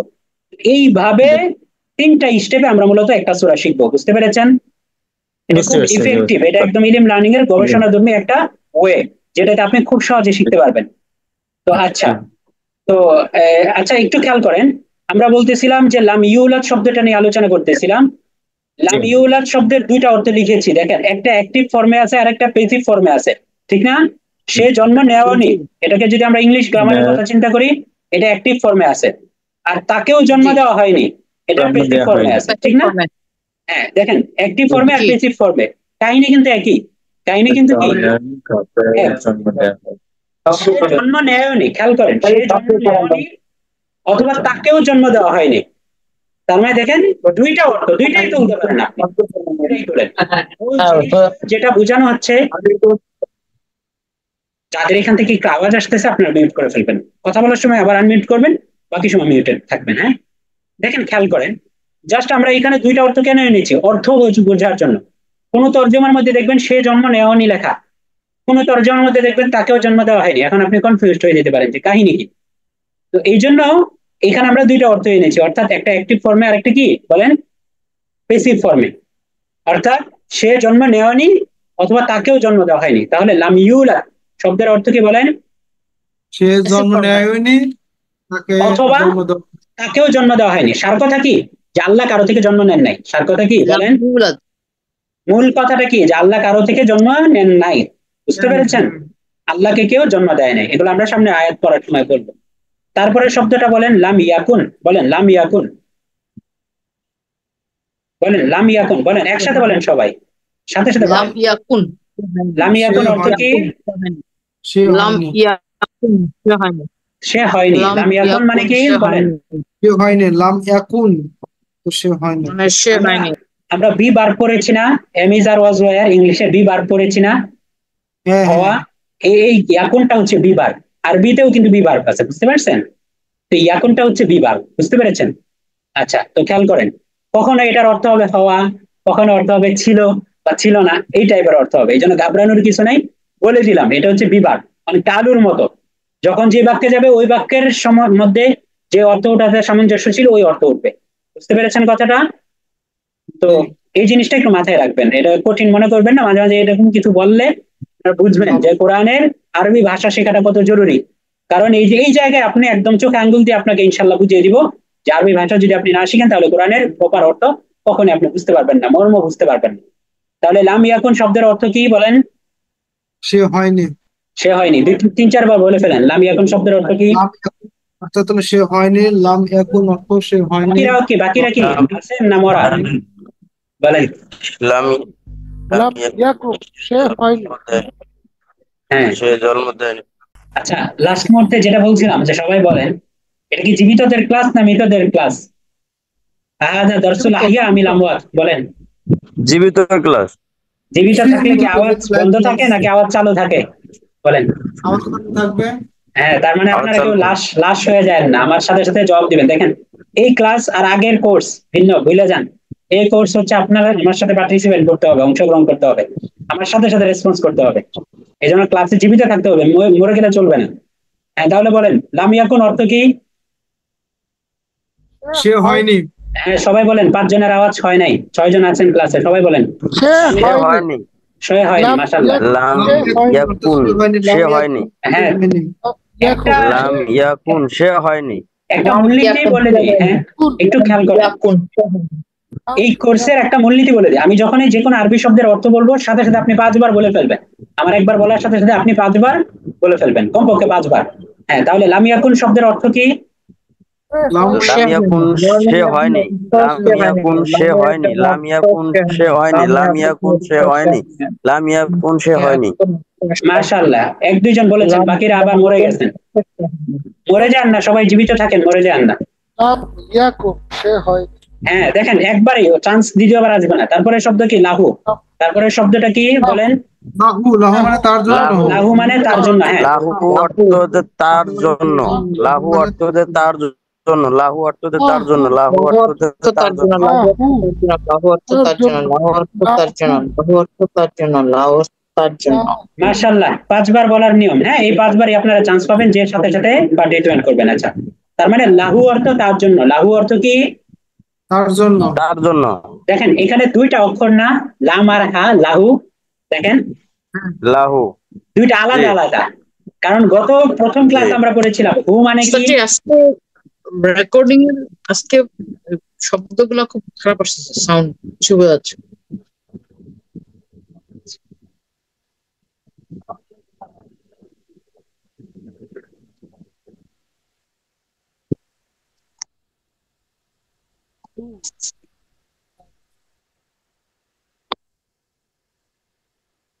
আচ্ছা এবার কি শোনা যাচ্ছে আমাকে ঠিকঠাক? জি শোনা যাচ্ছে। আচ্ছা জি আলহামদুলিল্লাহ। আচ্ছা ঠিক আছে, সমস্যা নেই, এই ফ্যান অফ করে দিয়েছি। আচ্ছা ঠিক আছে, খেয়াল করেন। তো গত প্রথম ক্লাস আমরা পড়েছিলাম হু মানে তার। হু মানে কি পড়েছিলাম বলেন তো? কার। তার। আর লাম মানে জন্য, ওইটা আমরা পড়েছিলাম লিল্লাহি, মনে আছে? আলহামদুলিল্লাহি, লিল্লাহি। লাম মানে কি পড়েছিলাম বলেন? জন্য, আল্লাহর জন্য। জন্য। তাহলে লাহু মানে, হু মানে তার আর লাম মানে জন্য, তাহলে লাহু মানে কি? তার জন্য। তার জন্য। বুঝতে পারছেন? তাহলে লাহু বলেন, আমার সাথে সাথে বলেন, লাহু অর্থ কি? লাহু অর্থ তার জন্য। হ্যাঁ, 5 বার বলে ফেলেন, 5 বার বলে ফেলেন, রুলস মনে রাখেন। লাহু অর্থ তার জন্য, লাহু অর্থ তার জন্য। বাকিরা মরে যান না, লাহু সবাই অর্থ বলেন। তার জন্য, লাহু অর্থ তার জন্য, লাহু অর্থ তার জন্য, লাহু অর্থ তার জন্য, লাহু অর্থ তার জন্য, লাহু তার জন্য, লাহু অর্থ তার জন্য। আচ্ছা মাশাআল্লাহ। তারপরে খেয়াল করেন, তারপরে শব্দটা হচ্ছে কুফুওয়ান। বলেন শব্দটা কি? ওয়ান। কুফুওয়ান। কুফুওয়ান মানে সমকক্ষ, সমান। কুফুওয়ান অর্থ হচ্ছে সমকক্ষ, সমকক্ষ বা সমকক্ষ। সমান, সমকক্ষ বা সমান। কুফুওয়ান। হ্যাঁ তাহলে বলেন কুফুওয়ান, সমকক্ষ বা সমান। সমকক্ষ। লাহু অর্থ সমকক্ষ। না, লাহু অর্থ তার জন্য, হাসান ভাই, লাহু অর্থ তার জন্য। সমকক্ষ। কুফুয়ান অর্থ কুফুওয়ান, আমরা পরের শব্দে আছি, দেখেন কুফুওয়ান। কুফুয়ান কুফুয়ান হ্যাঁ। কুফুওয়ান। কুফুওয়ান অর্থ হচ্ছে সমকক্ষ। 3-4 বার বলে ফেলেন কুফুওয়ান। কুফুওয়ান। কুফুওয়ান। কুফুওয়ান অর্থ হচ্ছে সমকক্ষ। কুফুওয়ান অর্থ হচ্ছে সমকক্ষ। সমকক্ষ। কুফুয়ান সমকক্ষ। কুফুয়ান সমকক্ষ। কুফুয়ান সমকক্ষ। আচ্ছা মাশাআল্লাহ। সমকক্ষ। তারপরে এই শব্দটা আমরা পড়বো 10 নাম্বার শব্দ। দেখেন 10 নাম্বার শব্দ আমি মার্ক করে দিই যেন আপনাদের মনোযোগ না হারায়। 10 নাম্বার শব্দটা হচ্ছে ইন্না। ইন্না শব্দের, ইন্না মানে নিশ্চয়ই, আমি বা আমরা। বলেন ইন্না শব্দের অর্থ কি? নিশ্চয়ই আমি আমরা। নিশ্চয়ই আমি। জি, নিশ্চয়ই আমি। কি বলছেন? হ্যাঁ হ্যাঁ, 4 আলিফ না 3 আলিফ টান হবে, দেখেন ছোট বাঁকাতেরা। হ্যাঁ জি। ইন্না শব্দের অর্থ কি? নিশ্চয় আমি বা আমরা। বলেন ইন্না শব্দের অর্থ কি? একটু খেয়াল করেন, একটা একটা বিশেষ দ্রষ্টব্য দিয়ে নেই, খেয়াল করেন, একটা বিশেষ দ্রষ্টব্য দিয়ে নেই। ইন্না শব্দের অর্থ নিশ্চয় আমরা, নিশ্চয় আমি না। বুঝতে পেরেছেন? নিশ্চয় আমি, এটা হচ্ছে ইন্নি শব্দের অর্থ। বলেন নিশ্চয় আমি শব্দের আরবি কি? ইন্নি। বুঝতে পেরেছেন? ইন্নি মানে নিশ্চয় আমি। ইন্নি মানে কি বলেন? নিশ্চয় আমি। অর্থ নিশ্চয় আমি। কিন্তু তাহলে বলেন, যদি ইন্নি মানে, খেয়াল করেন, নিশ্চয়ই আমরা। হ্যাঁ খেয়াল করেন, ইন্নি শব্দের অর্থ আমি বলতেছি যে ইন্নি শব্দের অর্থ হচ্ছে নিশ্চয় আমি, তাহলে আমি কেন এই শীটের মধ্যে ইন্না শব্দের অর্থ লিখলাম নিশ্চয় আমি বা আমরা কেন অবলিক দিয়ে লিখলাম? এর কারণ হচ্ছে আমরা এটা কি সাধারণ আরবি শব্দ শিখতেছি নাকি এই সূরার শব্দটা শিখতেছি বলেন তো? সূরা শব্দ সূরার মধ্যে ইন্নাটা নিশ্চয় আমরা শব্দের অর্থ, নিশ্চয় আমি শব্দের অর্থ ব্যবহৃত হয়েছে। এই সূরার মধ্যে ইন্না শব্দের অর্থ কি বলেন? নিশ্চয় আমি। কারণ খেয়াল করেন কোরআনের মধ্যে অনেক জায়গায় আল্লাহ নিজেকে বুঝাইতে যায় বলছেন ইন্না। আল্লাহ নিজেকে বুঝাইতে যায় কি বলছেন? ইন্না বলছেন। কেন ইন্না বলছেন ওটা তাফসীরের ক্লাস, ওটা অনেক লম্বা আলোচনা, এটা আমরা এই ক্লাসে এনে লম্বা করব না। ইনশাআল্লাহ পরবর্তী কোনোদিন মনে করবেন আমরা এটা নিয়ে একটা আলোচনার ভিডিও দেওয়ার চেষ্টা করব। ইন্না মানে নিশ্চয়ই আমরা, কিন্তু আল্লাহ ইন্না আতাইনা কাল কাউসার বলেছেন, অর্থাৎ হে নবী আমি আপনাকে কাউসার দিয়েছি। তাহলে আমি আপনাকে দিয়েছি, আল্লাহ দিয়েছেন, তাহলে আমরা কেন? অর্থ হবে নিশ্চয়ই আমি। তাহলে খেয়াল করেন, যদিও ইন্না শব্দের আসল অর্থ ছিল নিশ্চয় আমরা, কিন্তু এই সূরা সহ কোরআনের বেশিরভাগ জায়গায় ইন্না দ্বারা আল্লাহ নিজেকে বুঝিয়েছেন, কারণ সেখানে অর্থ হবে নিশ্চয় আমি। তাহলে এই জন্য যেন আপনাদের এই কনফিউশন না জাগে, এই জন্য মূলত আমি এখানে নিশ্চয়ই আমি দিয়েছি, পাশাপাশি এটার আসল শর্তটাও পরে মেনশন করে দিয়েছি। এই ইন্না শব্দের আসল শর্ত হচ্ছে নিশ্চয় আমরা, কিন্তু এই সূরার মধ্যে কোন অর্থে ব্যবহৃত হবে বলেন? নিশ্চয়ই, নিশ্চয়ই আমি, নিশ্চয়ই আমি, নিশ্চয়ই আমি। তাহলে বলেন ইন্না শব্দের অর্থ কি? নিশ্চয়ই আমি, মুখস্থ করার সময় মুখস্থ করবে নিশ্চয় আমরা, মুখস্থ করার সময় কি মুখস্থ করবেন? নিশ্চয়ই আমরা, কিন্তু অর্থ তোলার সময় সূরার বলবেন নিশ্চয়ই আমি। হ্যাঁ, তাহলে বলেন ইন্না শব্দের অর্থ কি? নিশ্চয় আমরা, নিশ্চয়ই আমরা, হ্যাঁ, পাঁচবার বলে ফেলেন। নিশ্চয় আমরা, ইন্না, আরবিটা পড়তে হবে কিন্তু, ইন্না নিশ্চয় আমরা, ইন্না নিশ্চয়ই আমরা, নিশ্চয় আমরা, ইন্না নিশ্চয়ই আমরা, না নিশ্চয়ই আমরা, নিশ্চয়ই আমরা, না শব্দ নিশ্চয়ই আমি, নিশ্চয় আমরা, নিশ্চয় আমরা। আচ্ছা, তারপরে খেয়াল করেন আ'তাইনাকা, আ'তাইনাকা, খেয়াল করেন আ'তাইনাকা অর্থ আমি তোমাকে দিয়েছি। অর্থ কি? আমি তোমাকে তোমাকে দিয়েছি, দিয়েছি। ওই যে প্রথম ক্লাসে আমরা কাফ শব্দের অর্থ কি পড়েছিলাম? তোমাকে, তোমার। কাফ শব্দের অর্থ কি? তোমার, তোমার, তোমার। কিন্তু এখানে যেহেতু, হ্যাঁ এখানে যেহেতু খেয়াল করেন এটা অবজেক্টিভ ফর্মে পড়েছে, সাবজেক্টিভ না, বুঝতে পেরেছেন? এটা অবজেক্টিভ ফর্মে পড়েছে, এই জন্য তোমার হয়ে যাবে তোমাকে। তোমার কি হয়ে যাবে? তোমাকে, তোমাকে। মাঝে মাঝে কিছু ইংলিশ বলতেছি, তাহলে আপনারা নিজেদের সাথে বুঝতে পারবেন খুব ভালো করে। এই কাফটা এখন অবজেক্টিভ ফর্মে আছে, সাবজেক্টিভ ফর্মে না, বুঝতে পেরেছেন? এই জন্য তোমার হয়ে যাবে তোমাকে। তোমার হয়ে যাবে কি বলেন? তোমাকে, তোমাকে। তোমাকে, তাহলে আ'তাইনা শব্দের অর্থ আমি দিয়েছি। আ'তাইনা আমি শব্দের অর্থ কি? দিয়েছি, আমি দিয়েছি, শব্দের অর্থ আমি দিয়েছি, খেয়াল করেন এখানেও আ'তাইনা মানে আমি দিয়েছি না, খেয়াল করেন এখানেও আ'তাইনা, না শব্দের অর্থ আমরা। না শব্দের অর্থ কি বলেন? আমরা, আমরা।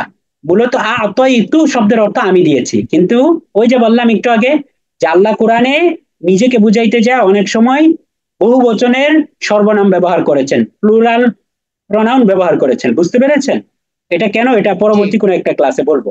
তো এই জন্য খেয়াল করবেন। তাহলে আ'তাইনাকা শব্দের অর্থ কি? আমি তোমাকে দিয়েছি। বলেন আ'তাইনাকা শব্দের অর্থ কি?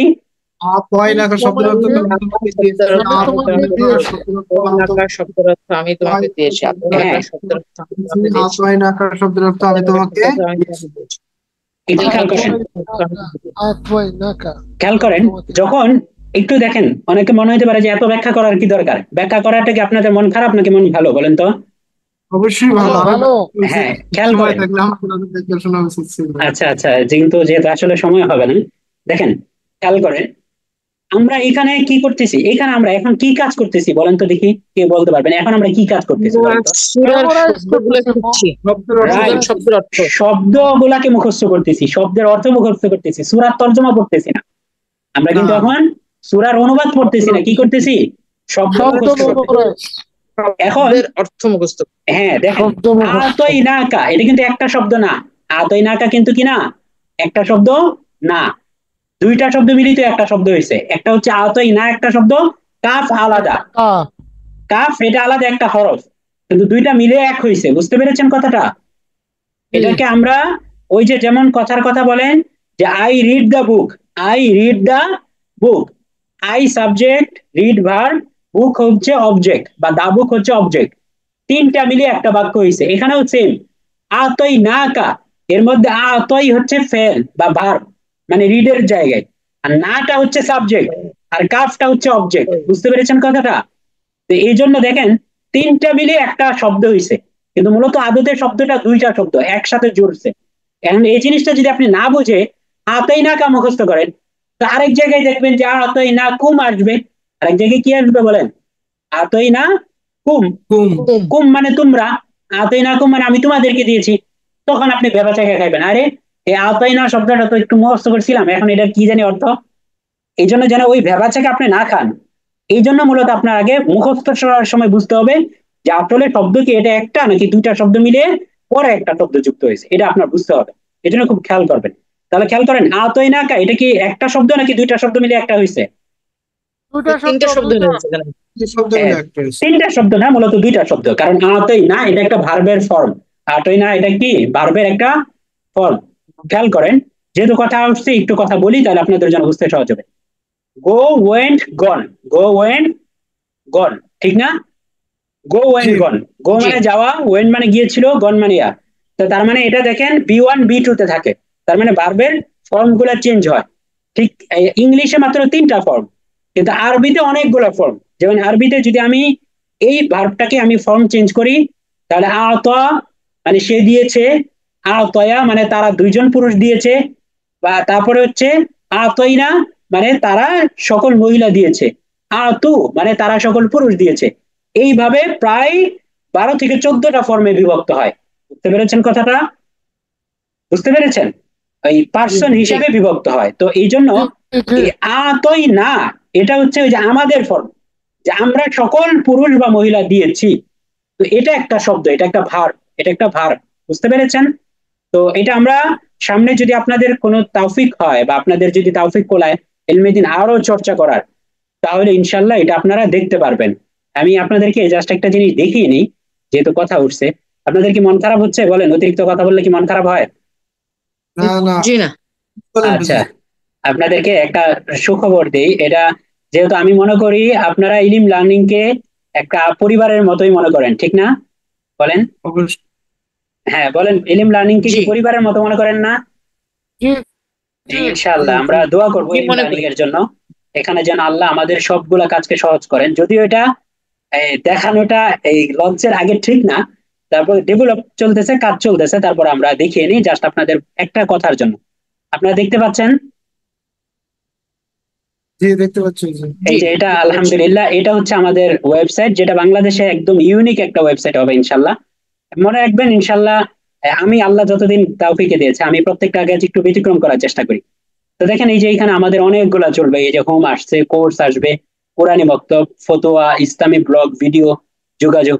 এখানে দেখেন কি একটা কথা লেখা আছে যে ইলমে দ্বীন অর্জনের যাত্রা শুরু হোক এখনই, ইলমে দ্বীন অর্জনের যাত্রা শুরু হোক এখনই। এখনই। আর অনেক তো হলো ইলমে দ্বীন থেকে দূরে থাকা, আর কত? আজ থেকেই শুরু হোক বরকতময় পরকালের সফরের প্রস্তুতি, ইলিম অর্জনের বরকতময় পথ চলা। এই পথ চলা আপনার পাশে আছে ইলিম লার্নিং। ঘরে বসে ইসলামের যে কোনো বিষয়ে জ্ঞান অর্জন করতে আমাদের সাথেই থাকুন। তো ইনশাল্লাহ এই যে আমাদের খুবই চমৎকার একটা, এটা কি দেখে আপনাদের কেমন মনে হচ্ছে বলেন? যদি এই ওয়েবসাইটে এত মানে মাশাআল্লাহ সুন্দর খুবই হয়, তাহলে দারুণ একটা ইনফরমেশন আছে সামনের ওয়েবসাইট গুলো কি আরো সুন্দর হবে না ইনশাল্লাহ? বলেন। জি ইনশাআল্লাহ। এই যে এটা জি ডেভেলপমেন্ট জি চলতেছে, ইনশাল্লাহ দোয়া করবেন। এই ইনশাল্লাহ খুব দ্রুতই পাবলিশ করা হবে ইনশাল্লাহ। তো ঠিক আছে, এটাই ওস্তাদ জি দেখানোর। মানে পরবর্তী আমরা পরবর্তী দেখি প্রজন্ম ওস্তাদ জি পারবো ইনশাআল্লাহ। জি জি ওস্তাদ জি ইনশাল্লাহ। পরবর্তী প্রজন্ম খুবই আপনারা সৌভাগ্যবান, করবেন তারা যদি এই ধরনের কাজ করতে হবে। ইনশাল্লাহ ইনশাল্লাহ একটা কথা বলি, আসলে আমি এখন এখন পর্যন্ত অনেকগুলো প্ল্যাটফর্মের সাথে কাজ করেছি। আমি অ্যাক্টিভলি শিক্ষকতার ময়দানে আছি আর অনেক আগে আগে থেকে, কিন্তু অনলাইনে যদি বলেন তাহলে অ্যাক্টিভলি 2020-এর পর থেকে। তো এই গত 3-4 বছরে বেশ কয়েকটা প্রতিষ্ঠানে পড়িয়েছি। তো দেখা যায় যে আমি হয়তো বা নিজেও একটা দুইটা প্রতিষ্ঠান শুরু করেছিলাম, কিন্তু এত বড় পরিসরে বা ওয়েবসাইট কেন্দ্রিক বা একটু বড় আকারে হয়তোবা সুযোগ হয়নি এতদিন। তো ইনশাল্লাহ এবার হচ্ছে, এবং আমি প্রত্যেকটা কাজ একদম আমার মনের মাধুরী মিশিয়ে করার চেষ্টা করি, একদম একটু ইউনিক ভাবে। তো যেটা হয়তো বা একটু ওয়েবসাইটে দেখে আপনারা একটু ধারণা পেয়েছেন। তো এরকম ওয়েবসাইট বাংলাদেশে আমি আমার নজরে পড়েনি। তো ইনশাল্লাহ আশা করি যে খুব দারুণ হবে ইনশাল্লাহ। তো এখান থেকে খুব চমৎকার কিছু আয়োজন আসছে, যেমন আমরা অনেকেই ফজরের সময় উঠতে পারি না। আপনারা কি খেয়াল করেছেন কিনা আমাদের পেজে কিন্তু আমরা প্রতিদিন ফজরের একটা অ্যাক্টিভিটিস চলে, এটা আপনারা কে কে সারা দেন এটাতে বলেন তো? এই আমি হুজুর আপনি যদি মাঝে মাঝে বরকতময় মাঝে ফজর। মাঝে এই যে দেখেন এটা কিন্তু একটা হাজিরার মতো, দেখেন আমরা নিজেরাও এটাকে হাজিরার মতো মনে করি, কারণ এটার জন্য একটা তাগিদ থাকে যে আমার সকালবেলা আমাকে হাজিরা দিতে হবে আমার পেজে। প্রতিদিনই ফজরে দেখবেন। উঠি হ্যাঁ, আর কি, মাঝে মাঝে মিস হয়, কিন্তু আর একটু কি প্রতিদিন দেওয়া হয় না হাজিরা, একটু কিন্তু খেয়াল করেন, এটা একটা রিমাইন্ডার, খেয়াল করবেন। প্রায় আলহামদুলিল্লাহ প্রায় 150 থেকে 200 ভাই বোন নিউ রেগুলার এটাতে অংশগ্রহণ করে, খেয়াল করবেন। সামনে আমরা এটাকে একটা বড় প্রতিযোগিতার অংশে নিয়ে আসবো ইনশাল্লাহ সামনে এটাকে। এবং অলরেডি আপনারা জানেন যে আমাদের প্রোডাক্টিভ মুসলিম কমিউনিটি বা প্রোডাক্টিভ মুসলিম আত্ম উন্নয়নের সন্ধানে নামে একটা মানে গ্রুপ আছে। তো এই গ্রুপের সামনে খুব দুর্দান্ত একটা আয়োজন আসতেছে ইনশাল্লাহ, সামনে খুব দুর্দান্ত আসবে। এই এখন একটু ওয়েবসাইট কেন্দ্রিক ব্যস্ততা যাচ্ছে। তো খেয়াল করবেন, আপনারা প্রত্যেকে যারা এই ক্লাসে আছেন প্রত্যেকে ওই ফজরের পোস্টটাতে একটা কমেন্ট করবেন। এটা একটা রিমাইন্ডার, খেয়াল করেন আমরা কিন্তু প্রত্যেকে গুরুত্ব বুঝি, আমাদের মনে থাকে না, রিমাইন্ডার থাকে না। দেখবেন যে এটা হয়তোবা একটু দেরি হয়, কোনোদিন হয়তোবা দেখা যায় যে একটু আগে দেওয়া হয় পোস্ট, কোনোদিন একটু পরে, বা কি চেষ্টা করা হয় যে এই পোস্ট দেওয়ার পরেও যেন একজন ব্যক্তি উঠে সে যেন নামাজ পড়তে পারে, আনুমানিক 20 থেকে 25 মিনিট বা 30 মিনিট সময় থাকে, এরকম একটা টাইমিং ফ্রেম যেন থাকে, চেষ্টা করা হয় এই সময়। ঠিক আছে, আপনারা প্রত্যেকেই ওটাতে একটা প্রতিদিন একটা হাজিরা দিবেন। বুঝতে পেরেছেন কথাটা? তো সামনে এই যে আমাদের ফজরটা অনেকের মিস হয়ে যায়, কি কারণে মিস হয়ে যায়, কি কি মাইন্ডসেট লাগে ফজরের, কেন আপনি ফজরে কিভাবে উঠতে পারবেন, কিভাবে ফজরের সময়টাকে প্রোডাক্টিভ করতে পারবেন, আপনার লাইফে বরকত আনতে পারবেন, এরকম খুব দুর্দান্ত একটা আয়োজন আসতেছে ইনশাল্লাহ। আমাদের ওয়েবসাইট লঞ্চ হওয়ার সাথে সাথে এটা একটা চমক থাকবে। তো যাই হোক, এই কথাগুলো বললাম কেন, যে এই যে আতই না কাপ শব্দটা ভাঙতে যে ব্যাখ্যা করতে যে জিনিসটা বুঝাইলাম, যে আরবি ব্যাকরণ এটা খুব দারুণ, খুব মজা। আপনি আরবি ব্যাকরণ শিখলে, আমি গত 2 বছর আরবি ভাষার উপরে বেশ কয়েকটা কোর্স বা কয়েকটা ব্যাচ আমি পড়িয়েছি, রেগুলার পড়িয়েছি। তো দেখা যায় যে সেখানে আমাদের সাথে একাডেমির আরো 3-4 জন উস্তাদ থাকতো, কিন্তু কেন যেন শিক্ষার্থীরা এটা হয়তো বা তাদের একটা সুধারণা, তারা সবাই আমার কাছে পড়তে পছন্দ বোধ করতো। তো যার কারণে দেখা যায় অনেক সময় ব্যস্ততার কারণে ওই লাইভ কোর্স গুলো নেওয়া হয় না, এরকম একটা সমস্যা হয়। তো এই যে জিনিসটা বুঝাইতে চাইতেছি, যে আরবি শব্দ বা ব্যাকরণ এটা আপনাকে জানতেই হবে কোরআন বুঝতে হইলে, এই কথাটা একেবারে মাথায় গেঁথে নেন। আরবি ভাষায় পারদর্শিতা অর্জন না করে আপনি কোরআন হাদিস বুঝতে পারবেন না। আপনি হয়তোবা কয়েকটা তর্জমা পড়বেন, কয়েকটা অনুবাদ পড়বেন, কিন্তু মনে তৃপ্তিটা আসবে না। যেমন ধরেন, আমি যদি এখানে ইন্না শব্দটাকে নিয়ে ব্যাখ্যায় নামি যে ইন্না শব্দটা কি জিনিস, ইন্না শব্দটা কিসের প্রকার, স্বাভাবিকভাবে ইন্না মানে নিশ্চয়ই, স্বাভাবিকভাবে ইন্না মানে কি বলেন, বলেন ইন্না মানে কি নিশ্চয়ই। কিন্তু আমি জানি যে এই ইন্নাটা হচ্ছে মিনাত তাকিদি, এটা তাকিদ শব্দ। তার মানে যখন একটা বিষয়ে অনেক বেশি গুরুত্ব বুঝাইতে হয়, তখনই কেবলমাত্র ইন্না শব্দটা ব্যবহার করা হয়। খেয়াল করবেন, আরবিতে গুরুত্ব বোঝানোর জন্য অনেকগুলো টার্ম আছে। কি কি টার্ম আছে একটু বলি। কোনো শব্দের শুরুতে, কোনো ভার্বের শুরুতে যদি লাম শব্দ, অথবা কোনো শব্দের শুরুতে যদি লাম শব্দ আসে, তাহলে ওই শব্দটা তাকিদ বা নিশ্চয়তার অর্থ দেয়। যেমন লায়া ফালু, ইয়া ফালু মানে সে করবে, বা ইয়াকুলু মানে সে বলবে, কিন্তু এখানে তখন বলে লায়াকুলু, যে সে অবশ্যই বলবে। খেয়াল করেন, এটা একটা প্রকার গেল, আমি জাস্ট বোঝানোর জন্য বলতেছি, এটা আপনাদের ব্রেনকে খুলে দিবে যে আরবি ভাষাটাকে কতটা বিস্তৃত। তারপরে দেখেন, যদি আমি এর থেকে আরেকটু বেশি তাকিদ দিতে চাই, আরো বেশি জোরালো বুঝাইতে চাই, তাহলে আমি শেষে একটা তাকদীরযুক্ত নুন জুড়ে দিব শেষে, তাহলে হবে লায়া ফালান্না। লায়া ফালান্না মানে সে অবশ্যই অবশ্যই করবে। খেয়াল করেন, আগের ভার্বটা ছিল লায়া ফালু, লায়া ফালু মানে সে করবে, আর তারপরের ভার্বটা হচ্ছে লায়া ফালান্না, মানে সে অবশ্যই অবশ্যই করবে। বুঝতে পেরেছেন কথাটা? এবার আপনারা কি বুঝতে পারছেন কথাগুলা? জি। হ্যাঁ, এবার দেখেন, কোনো একটা কাজে আপনার আরো বেশি জোর দেওয়া দরকার, আরো গুরুত্ব দেওয়া দরকার, তখন কি করা হয়, শুরুতে ইন্না শব্দ যুক্ত করে দেওয়া হয়, ইন্না বা এই জাতীয় শব্দ যুক্ত করে দেওয়া হয়। তখন যদি আপনি এভাবে বলেন ইন্নাহু লায়াফআলু, যে নিশ্চয়ই সে অবশ্যই অবশ্যই করবে, একবার বলতেছি নিশ্চয়ই, আবার বলতেছি অবশ্যই অবশ্যই করবে, বলেন এটার মধ্যে জোর দেওয়ার কি আর কোনো স্টেপ বাকি আছে, কোনো পর্যায়ে বাকি আছে বলেন? না। কেন বাকি নাই এই কথাটা বলি, কেন বাকি নাই এই কথাটা বলি হাদিসের আলোকে। আল্লাহ রাসূল সাল্লাল্লাহু আলাইহি সাল্লাম যখন কোনো একটা কাজকে, কোনো একটা জিনিসকে, কোনো একটা বিধানকে গুরুত্ব দিতে চাইতেন, তখন আল্লাহ রাসূল সাল্লাল্লাহু আলাইহি সাল্লাম ক্বালা সালাসান, হাদিসের মধ্যে আসছে, তখন আল্লাহ রাসূল ওই শব্দটাকে 3 বার বলতেন। তখন আল্লাহ রাসূল ওই শব্দটাকে কয়বার বলতেন বলেন? 3 বার বলতেন। এই জন্য আপনারা কি 3 বার। ক্লাসে আছেন কিনা, আমি তো এটা কনফিউজড হয়ে যাই। আছি আছি হুজুর, জি। শুনতেছি হ্যাঁ জি জি, মনোযোগ একটু সহকারে। খেয়াল করেন, আল্লাহ রাসূল যখন কোন একটা শব্দকে, কোন একটা বিধানকে, কোন একটা কথাকে, কোন একটা হুকুমকে জোর দিতে চাইতেন যে সাহাবীরা এটাকে বুঝুক, যেটা গুরুত্বপূর্ণ, তখন আল্লাহ রাসূল ক্বালাহু সালাসান, আল্লাহ রাসূল এটাকে 3 বার বলতেন।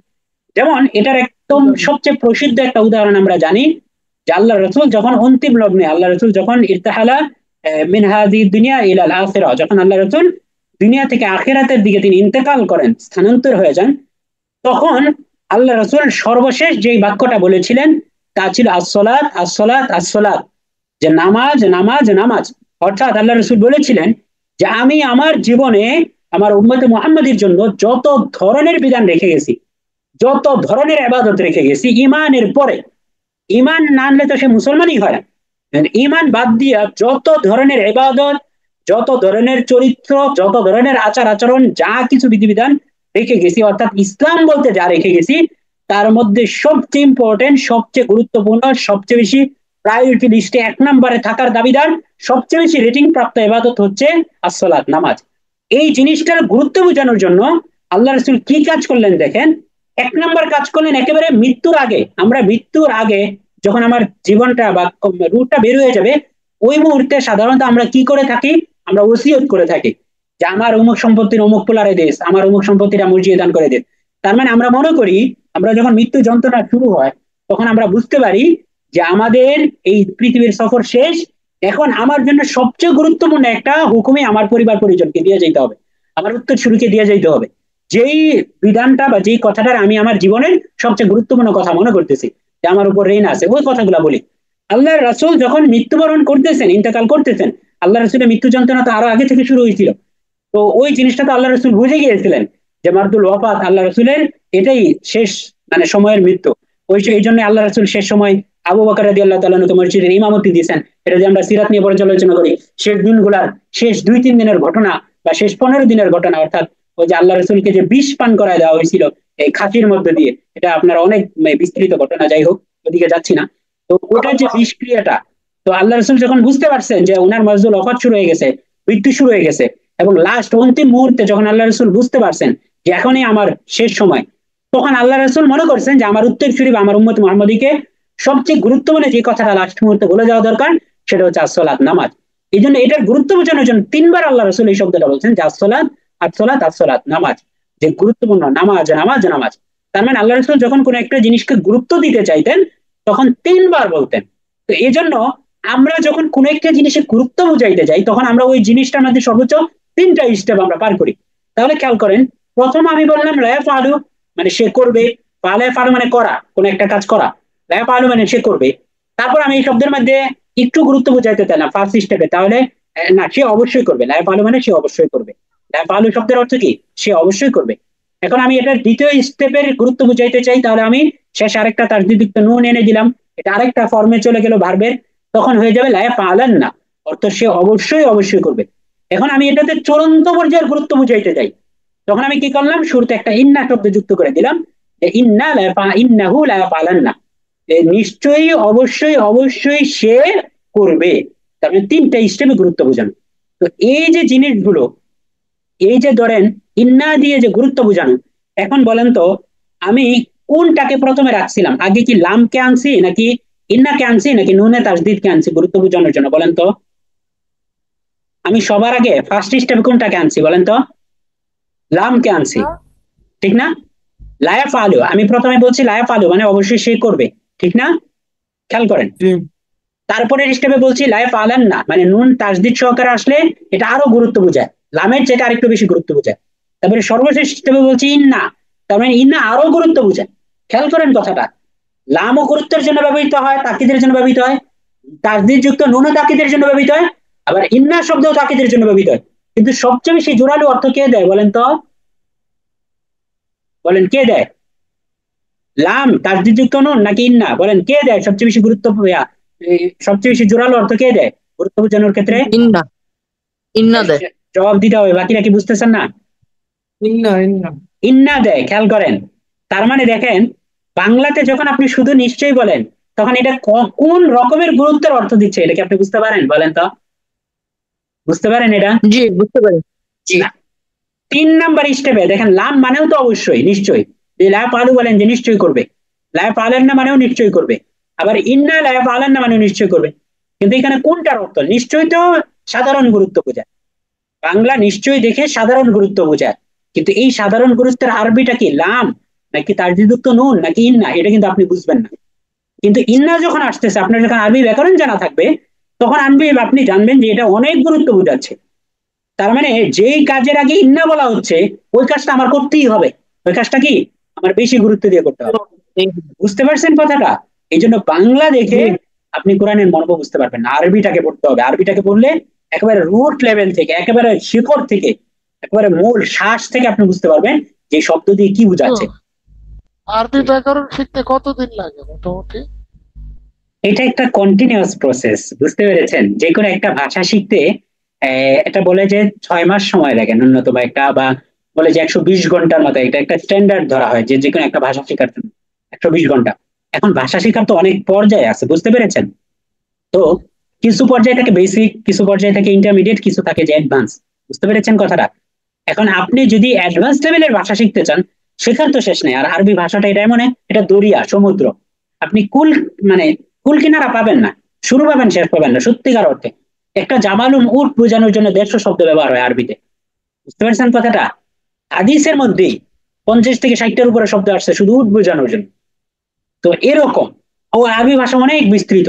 একটা টয়লেট, বাথরুম বোঝানোর জন্য কোন সময় আরবরা ব্যবহার করে বাইতুল হাম্মাম, কোন সময় ব্যবহার করে খালা, বাইতুল খালা, কোন সময় ব্যবহার করে মুস্তারাহ, বিশ্রামাগার, মানে অনেক ধরনের শব্দ। তো এই জন্য এই আরবি ভাষাটা অনেক ব্যাপক। কিন্তু এখানে খেয়াল করতে হবে আমাদের আরবি ভাষা শেখার উদ্দেশ্য কি? আমাদের আরবি ভাষা শেখার আমাদের উদ্দেশ্য উদ্দেশ্য কোরআন অনুধাবন। কোরআন এবং হাদিস বোঝা, মাশাআল্লাহ। তার মানে এই জন্য কোরআন এবং হাদিস বোঝার জন্য যতটুকু আরবি বুঝলেই আপনার চলবে, এতটুকু আরবি বোঝাটা আপনার প্রথম কর্তব্য। কিন্তু এটাকে আরো ডিপলি বোঝার জন্য আপনাকে সেকেন্ড স্টেপের আরবি ভাষাটাও শিখতে হবে। এই জন্য আমরা সাধারণত জেনারেল যারা ব্যাকগ্রাউন্ডে, তাদের যেহেতু একটু ধৈর্য কম থাকে, একটু সময় কম থাকে, অনেক ব্যস্ততা থাকে, এই জন্য আমরা বলি যে এই প্রাথমিকভাবে আপনি কোরআনের ভাষা আরবিটা শিখুন। আমাদের ইনশাআল্লাহ ওয়েবসাইট লঞ্চ হওয়ার সাথে সাথে যে চমৎকার কিছু আয়োজন আসবে, তার মধ্যে এটাও একটা, যে কোরআনের ভাষা আরবি শেখার আয়োজনটাও শুরু হবে একদম ইউনিক ভাবে, খুব দুর্দান্ত ভাবে শুরু হবে ইনশাআল্লাহ। বুঝতে পেরেছেন? আরো ইউনিক ভাবে। এখন আপনারা দ্বিতীয় স্টেপে আছেন। কোর্স লেন্থ কত হবে? ওটা আমরা কয়েকটা স্টেপে শেষ করব। প্রথম স্টেপটা আমরা 2 মাস বা 3 মাসের আমরা প্ল্যান করব, 3 মাস প্রথম স্টেপটা। বুঝতে পেরেছেন? তো 3 দিন 3 মাস, 1.5 ঘন্টা এরকম? জি জি জি, 1.5 ঘন্টায়, প্রত্যেকটা ক্লাসেই 1.5 ঘন্টায় হবে যেগুলো। তো আচ্ছা, তো আমরা মোটামুটি আমরা আমাদের অনেকগুলো কথা বললাম, আমরা আমাদের ব্যাক টু দ্য ক্লাস, আমরা আমাদের ক্লাসে ফিরে যাই। তো যে জিনিসটা বলতেছিলাম, যে এখানে আপনাকে আরবি ব্যাকরণ শিখতে হবে এবং বুঝতে হবে যে আতইনাকা, এখানে আমরা শব্দগুলোকে ভাঙতেছিলাম যে এখানে 2টা শব্দ। আচ্ছা, তারপরে শব্দটা দেখেন আল কাউসার। আল কাউসার শব্দের অর্থ কি বলেন তো? কাউসার। কাউসার বলেন, আল কাউসার শব্দের অর্থ কি? কাউসারি। কারণ এটা একটা প্রচলন বা ঝর্ণার নাম, এটা একটা প্রচলন বা কি ঝর্ণার নাম। বুঝতে পেরেছেন? আল্লাহ তাআলা আমাদেরকে এই কাউসারের পানি পান করার তৌফিক দান করুন। এখন আমরা বলি হাউজে কাউসার, আমরা কি বলি বলেন? সবাই আমিন, সবাই আমিন বলেন, সবাই কি বলেন? আমিন। আমিন আমিন। এখানে দেখেন হাউজে কাউসার, এই প্রচলনটা আসলে সঠিক নয়। হাউস একটা আলাদা শব্দ, কাউসার একটা আলাদা শব্দ, দুইটা জিনিস। এই কাউসারের অবস্থান হচ্ছে জান্নাতে। এই কাউসারের অবস্থান কোথায় বলেন? জান্নাতে। এই কাউসার থেকে একটা নালা, নালা বুঝেন? আপনার নালা বুঝবেন কিভাবে? গ্রাম দেশে বুঝেছেন? আচ্ছা মাশাআল্লাহ, আমি একটু বলি, তাইলে যারা শহরে আছেন তারা বুঝবেন। গ্রাম দেশে যখন ফসল করে, দেখবেন ফসলি মৌসুমে এক একটা ক্ষেতকে আলাদা আলাদা ভাগ করে, মাঝখানে একটা আইল বলে। তো ধরেন বিলের মাঝখানে পানি আছে, কিন্তু পুরা বিল জুড়ে একটু পানি দিতে হবে। তখন আগের যুগে কি হতো, এখন তো অনেক পাম্প বা অনেক কিছু চলে আসছে, আগের যুগে কি করতো, 2টা ক্ষেতের মাঝখান দিয়ে একটা ড্রেন নিত পানির জন্য। বুঝতে পেরেছেন? বা অনেক সময় দেখা যায় যে অনেক বড় নদী থেকে মাঝখানে একটা নালা চলে আসে, এটাকে নালা বলে। তো এই কাউসারের অবস্থান হলো মূলত জান্নাতে। আর এই কাউসারের অবস্থান থেকে হাসরের মাঠে একটা নালা আসবে, নালা দিয়ে যেই ইয়াটা হবে, মানে যে জায়গাটা থাকবে যেখান থেকে আল্লাহ রাসূল সবাইকে পানি পান করাবেন, এটা হচ্ছে হাউস। ওটা হচ্ছে কি বলেন? হাউস। মানে হাউসের অবস্থান হচ্ছে হাসরের মাঠে, আর কাউসারের অবস্থান কোথায়? জান্নাতে। জান্নাতে। বুঝতে পেরেছেন কথাটা? এখন আমরা বাঙালিরা বলি হাউজে কাউসার, আসলে এটা সঠিক না, এটা গলত, গলত মাশহুর বলে আরবিতে, অর্থাৎ ভুলটাকেই প্রসিদ্ধ হয়ে যায়। তো যাই হোক, তাহলে আল কাউসার শব্দের অর্থ কি বলেন? কাউসার। কাউসার। তারপরে বলেন ফা। ফা শব্দের অর্থ অতঃপর বা সুতরাং। ফা মানে সুতরাং বা অতঃপর। ফা মানে কি? সুতরাং বা অতঃপর। ফা মানে সুতরাং বা অতঃপর। ফা মানে সুতরাং বা অতঃপর। অর্থ সুতরাং বা অতঃপর। অর্থ সুতরাং বা অতঃপর। অর্থ সুতরাং বা অতঃপর।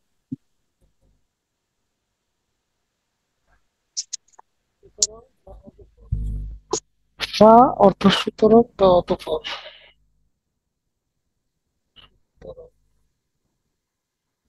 হুজুর মিউট আছেন, শোনা যাচ্ছে না হুজুর। আচ্ছা সরি। তো ফা অর্থ সুতরাং বা অতঃপর। আচ্ছা, তারপরে খেয়াল করেন, তারপরে শব্দটা হচ্ছে সল্লি। তারপরে শব্দটা কি? সল্লি। সল্লি। হ্যাঁ, সল্লি মানে কি? নামাজ পড়ো। নামাজ পড়া, হ্যাঁ 2-3 বার পড়ে ফেলেন। সল্লি মানে নামাজ পড়া। সল্লি মানে নামাজ পড়া। নামাজ পড়া না, নামাজ পড়ো। সল্লি মানে নামাজ পড়ো। নামাজ পড়ো, নামাজ পড়ো, অর্ডার নামাজ পড়ো। সল্লি মানে নামাজ পড়ো, সল্লি মানে নামাজ পড়ো, সল্লি মানে নামাজ পড়ো। তারপরে শব্দটা দেখেন, লিরব্বিকা। লিরব্বিকা লাম অর্থ কি বলেন? না, লাম অর্থ জন্য। লাম অর্থ কি? লি মানে জন্য। বলেন লি মানে কি?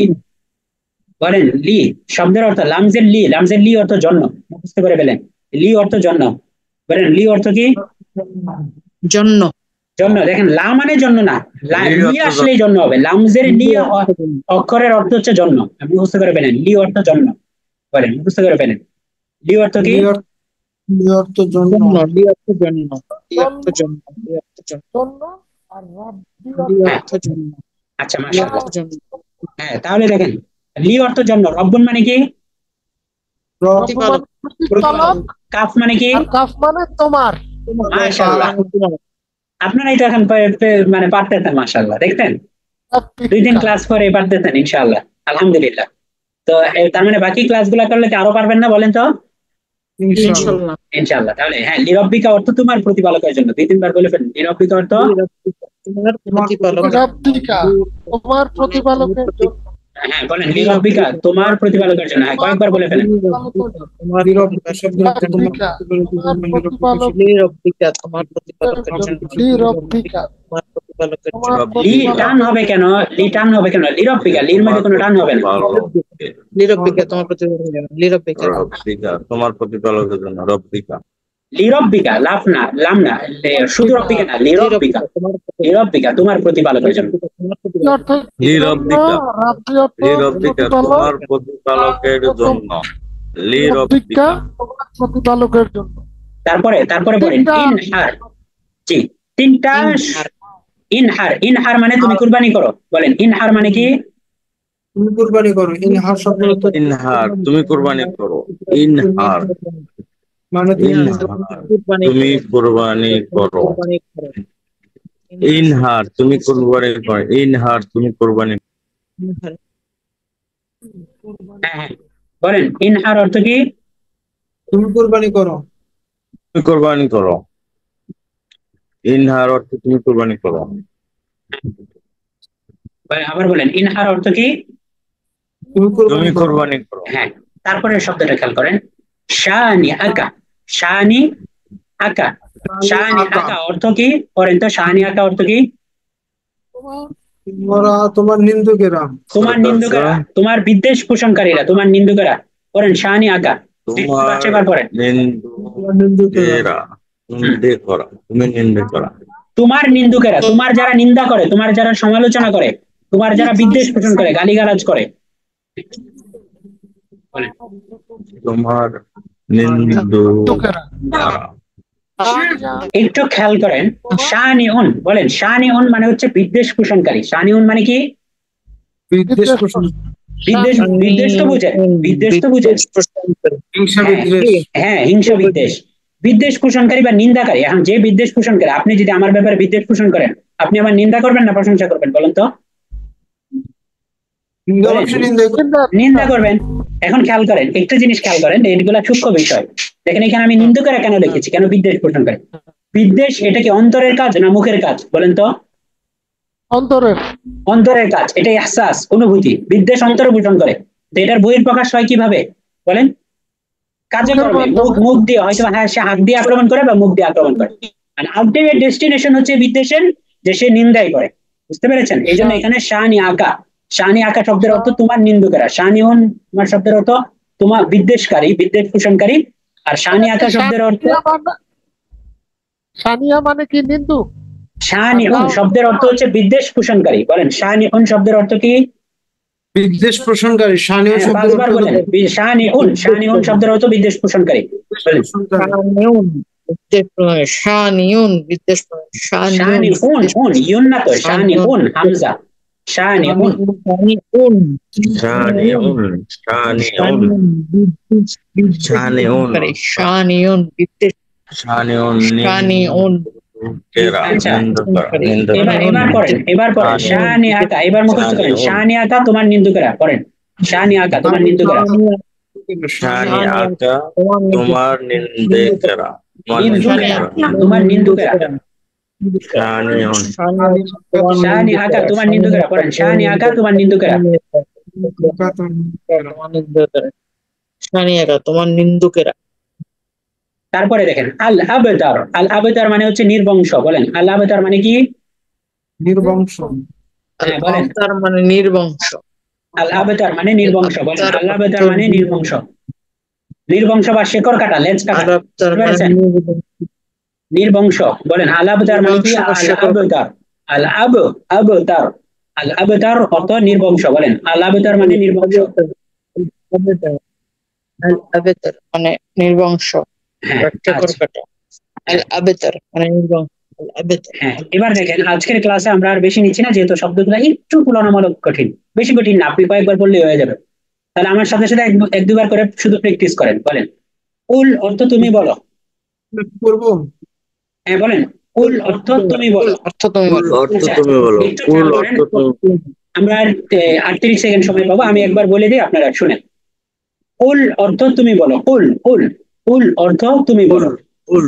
আপনারা শুধু শুনেন, মনোযোগ দিয়ে শুনেন। হ্যাঁ, হুয়া অর্থ সে, হুয়া অর্থ সে। আহাদুন অর্থ এক, আহাদুন অর্থ এক। আসমাদু অর্থ অমুখাপেক্ষী, আসমাদু অর্থ অমুখাপেক্ষী। লাম ইয়ালিদ অর্থ সে জন্ম দেয়নি, লাম ইউলাদ মানে তাকেও জন্ম দেয়নি, তাকেও জন্ম দেওয়া হয়নি। লাম ইয়াকুন অর্থ সে হয়নি, লাহু মানে তার জন্য, লাহু মানে তার জন্য। এবার আসেন পরে যাই। কুফুয়ান অর্থ সমকক্ষ, ইন্না মানে নিশ্চয়ই আমরা, আতাইনাকা মানে আমি তোমাকে দিয়েছি, আল কাউসার শব্দের অর্থ কাউসার, ফা অর্থ সুতরাং বা অতঃপর। তারপরে দেখেন, তারপরে হচ্ছে সল্লি, সল্লি শব্দের অর্থ তুমি নামাজ পড়ো, লিরব্বিকা অর্থ তোমার প্রতিপালকের জন্য, ইনহার শব্দের অর্থ ইনহার, রমটা হবে তুমি কুরবানি করো। আচ্ছা, আমরা যেটা বলছিলাম যে ইনহার শব্দের অর্থ তুমি কুরবানি করো, শানি আকা মানে তুমি তোমার তোমার নিন্দুকেরা, শানি আকা শব্দের অর্থ তোমার নিন্দুকেরা, আর আল আবতার অর্থ নির্বংশ বা লেজ কাটা বা শিকড় কাটা। তাহলে শব্দগুলোর অর্থ কি সবার বুঝে আসছে বলেন তো? বলেন শব্দগুলোর অর্থ কি সবার বুঝে আসছে? মুখস্থ করতে হবে। হ্যাঁ, তাহলে আজকের ক্লাস আমরা এই পর্যন্ত রাখছি, একটু কঠিন শব্দ যেহেতু আমরা আজকের ক্লাসটা এই পর্যন্ত রাখছি। আমরা আজকের সূরার অর্থের দিকে যাচ্ছি না, শব্দ মুখস্থ করলে আপনি অর্থ এমনি পেরে যাবেন। আর আজকের ক্লাসের রেকর্ড দিয়ে দেওয়া হবে ইনশাল্লাহ, রাত্রে না হলে আগামীকাল সকালে। তো খেয়াল করেন, আপনাদের প্রথম কাজ এবং একমাত্র কাজ হচ্ছে আপনারা এই শব্দের অর্থগুলো আপনারা ভিডিও দেখে, আমি যেভাবে বলছি দেখেন লাল মার্ক করা এই বিশেষ দ্রষ্টব্যটা একেবারে মুখস্থ করে ফেলবেন। কখনোই এই বাংলা উচ্চারণ দেখে পড়বেন না, শব্দ মুখস্থ করবেন না। শব্দ মুখস্থ করবেন আমার রেকর্ড দেখে, অডিও ভিডিও দেখে। ভিডিও দেখে আপনারা রাত্রেবেলা এখন যতটুকু মনে আছে ততটুকু মুখস্থ করবেন, বাকিটা ভিডিও দেখে আপনারা এই প্র্যাকটিস করবেন, মুখস্থ করবেন শব্দের অর্থগুলো। এবং আগামী ক্লাসে আমরা সবার আগে এই শব্দের অর্থগুলো শিখবো, তারপর আমি আর সূরার অর্থ বলবো না, আপনারাই সূরার অর্থ বলতে পারেন, আপনাদের থেকে আমি সূরার অর্থ শিখবো আগামী ক্লাসে। তো ঠিক আছে ইনশাল্লাহ, আজকের ক্লাস নিয়ে আর কারো কোনো কথা থাকলে বলতে পারেন, নয়তো আমরা আজকের ক্লাসটা আমরা শেষ করে দিব ইনশাল্লাহ। জি হুজুর, আমরা শনিবার, নেক্সট ক্লাস শনিবার। জি আচ্ছা। জি হুজুর, আমরা যে কোরআন শরীফ কিনছিলাম, জি তো ওই কোরআন শরীফের পড়া মানে ওটা তো বড় বড় অক্ষর দেওয়া, আর এখানে তো পড়া অক্ষর গুলা ছোট ছোট, বুঝতে একটু কষ্ট হয়। সমস্যা নেই, আপনি তাহলে এক কাজ করতে পারেন, আপনার যে কোরআনটা আছে ওই কোরআন এই সূরাটাকে বের করে পাশে আপনি শীটটাকে রাখলেন, তাহলে এটা আরো সহজ হয় আপনার জন্য, কোরআন এবং শীট দুইটাকে দেখে করতে পারলেন। বুঝতে পেরেছেন? জি এখানে তো একটা কোশ্চেন। হ্যাঁ জি জি একটা জিনিস ক্লিয়ার করবেন, জি। বেতের নামাজ 3 রাকাত না 1 রাকাত? আমরা তো 3 রাকাতই পড়ি। দেখেন বেতরের নামাজ এটা 3 রাকাত, বুঝতে পেরেছেন কথাটা? তো এখানে যেমন আল্লাহ রাসূল সাল্লাল্লাহু আলাইহি ওয়াসাল্লাম হাদিসের মধ্যে আসছে যে আল্লাহ রাসূল তাহাজ্জুদ সহ 11 রাকাত নামাজ পড়তেন, তাহলে তাহাজ্জুদ আল্লাহ রাসূল সর্বোচ্চ পড়েছেন 8 রাকাত। বুঝতে পেরেছেন? তাহলে 8 রাকাতের সাথে বাকি যে 3 রাকাত এটা হচ্ছে কি 11 রাকাত। এটা নিয়ে বাংলাদেশের অনেক বড় একটা বিতর্ক আছে, বিশেষ করে আমাদের আহলে হাদিস ভাইদের থেকে এই বিতর্কটা আছে। খেয়াল করবেন একটা জিনিস, আমরা হানাফি মাযহাব অনুসরণ করি, এটা নিয়ে অনেক দলিল-আদিল্লা আছে। আজকের ক্লাসে আসলে বলার সুযোগটা নাই, আমি একটু বলে নিচ্ছি, কারণ আজকের ক্লাসটা আমরা 10:30টায় শেষ করবো, অ্যাকচুয়াল 10:30টায়। তো এটা নিয়ে অন্য কোনো একটা দিন ডিটেলস একেবারে দলিল-আদিল্লা নিয়ে কথা হবে ইনশাল্লাহ। বাকি এই জিনিসটা মনে রাখবেন যে ভিতরের নামাজ 3 রাকাত। বুঝতে পেরেছেন কথাটা? আমরা কোনো দুর্বল আমল করতেছি না, আমরা এতটুকু কনফিডেন্স মনে রাখবেন সব সময় যে আমরা হানাফি মাযহাবের অনুসরণ করি, আমরা আবু হানিফা রাহমাতুল্লাহি আলাইহির মাযহাবকে অনুসরণ করি। যেই আবু হানিফা রাহমাতুল্লাহি মাযহাবের গোড়া হচ্ছে আব্দুল্লাহ ইবনে মাসউদ রাদিয়াল্লাহু তাআলা, অর্থাৎ আব্দুল্লাহ ইবনে মাসউদ রাদিয়াল্লাহু তাআলা আনহু, যিনি ফুকাহে কেরামের রইস যাকে বলা হয়তো, অর্থাৎ ফুকাহে কেরামের মধ্যে সবচেয়ে নেতা যাকে মানা হয়তো আব্দুল্লাহ ইবনে মাসউদ রাদিয়াল্লাহু তাআলা আনহু, আর রইসুল মুফাসসিরিন বা তাফসীরের জগতের সেরা মানা হয়তো আব্দুল্লাহ ইবনে আব্বাস রাদিয়াল্লাহু তাআলা আনহু। আব্দুল্লাহ ইবনে মাসউদ রাদিয়াল্লাহু তাআলা আনহু থেকেই মূলত এই ফিকহে হানাফির মানে প্রচলন, বা ফিকহে হানাফির শুরুটা মূলত, বা হানাফি মাযহাবের শুরুটা আব্দুল্লাহ ইবনে মাসউদ রাদিয়াল্লাহু তাআলা আনহু থেকে। আর যেটার মধ্যে তাবেঈ ছিলেন, ইমাম আবু হানিফা রাহমাতুল্লাহি আলাইহি ছিলেন তাবেঈ, আর বাকি যত মাযহাব, শাফিঈ রাহমাতুল্লাহি আলাইহি উনিও ইমাম আবু হানিফা রাহমাতুল্লাহি ছাত্র, ইমাম আহমদ ইবনে হাম্বল রাহমাতুল্লাহি আলাইহি উনি ইমাম শাফিঈ রাহমাতুল্লাহি ছাত্র, মালিক রাহমাতুল্লাহি আলাইহি তো আরো পরে, উনি আরো ছোট, উনি ওনাদের সবার ছাত্র। আর ইমাম আবু হানিফা রাহমাতুল্লাহি আলাইহি উনি 80 হিজরি থেকে 120 হিজরি, 80 হিজরিতে ওনার জন্ম, 120 হিজরিতে ওনার ইন্তেকাল। উনি একজন তাবেঈ ছিলেন। তাবেঈ মানে যিনি সাহাবীকে দেখেছেন। তার মানে বুঝতেই পারছেন যে আমাদের মাযহাবের গোড়াটা নড়বড়ে না। মনে এতটুকু কনফিডেন্স রাখবেন সবসময়, এটা একটা খুব বিস্তারিত আলোচনা, যে আমাদের মাযহাবের গোড়াটা, হানাফি মাযহাবের গোড়াটা এত নড়বড়ে না, যে নাড়া দিলেই বাতাসে নড়বড়ে হবে, এত নড়বড়ে না। আলহামদুলিল্লাহ এই মাযহাবের গোড়া অনেক শক্ত। যে মাযহাবের প্রধান আবু হানিফা রাহমাতুল্লাহি আলাইহি, তিনি হচ্ছেন তাবেঈ, এবং এই মাযহাবের একদম গোড়া হচ্ছে আব্দুল্লাহ ইবনে মাসউদ রাদিয়াল্লাহু তাআলা। তো আমরা 3 রাকাত ভিতরের নামাজ আদায় করে থাকি। তো এটা আমরা অন্য একটা ক্লাসে বিস্তারিত বলবো ইনশাআল্লাহ। তো এটা 3 নম্বর ক্লাসের রেকর্ডটা পাইনি। আচ্ছা, 3 নাম্বার ক্লাসের রেকর্ডটা আমাকে আবার করে দিতে হবে, গত ক্লাসে মিস্টেকলি রেকর্ড হয়নি, আমি বলেছি। তো ইনশাআল্লাহ আমি দেখি রেকর্ড করে আবার দিব ইনশাআল্লাহ। তো ঠিক আছে, জাযাকুমুল্লাহু খাইরান, হাসানাত জাযা।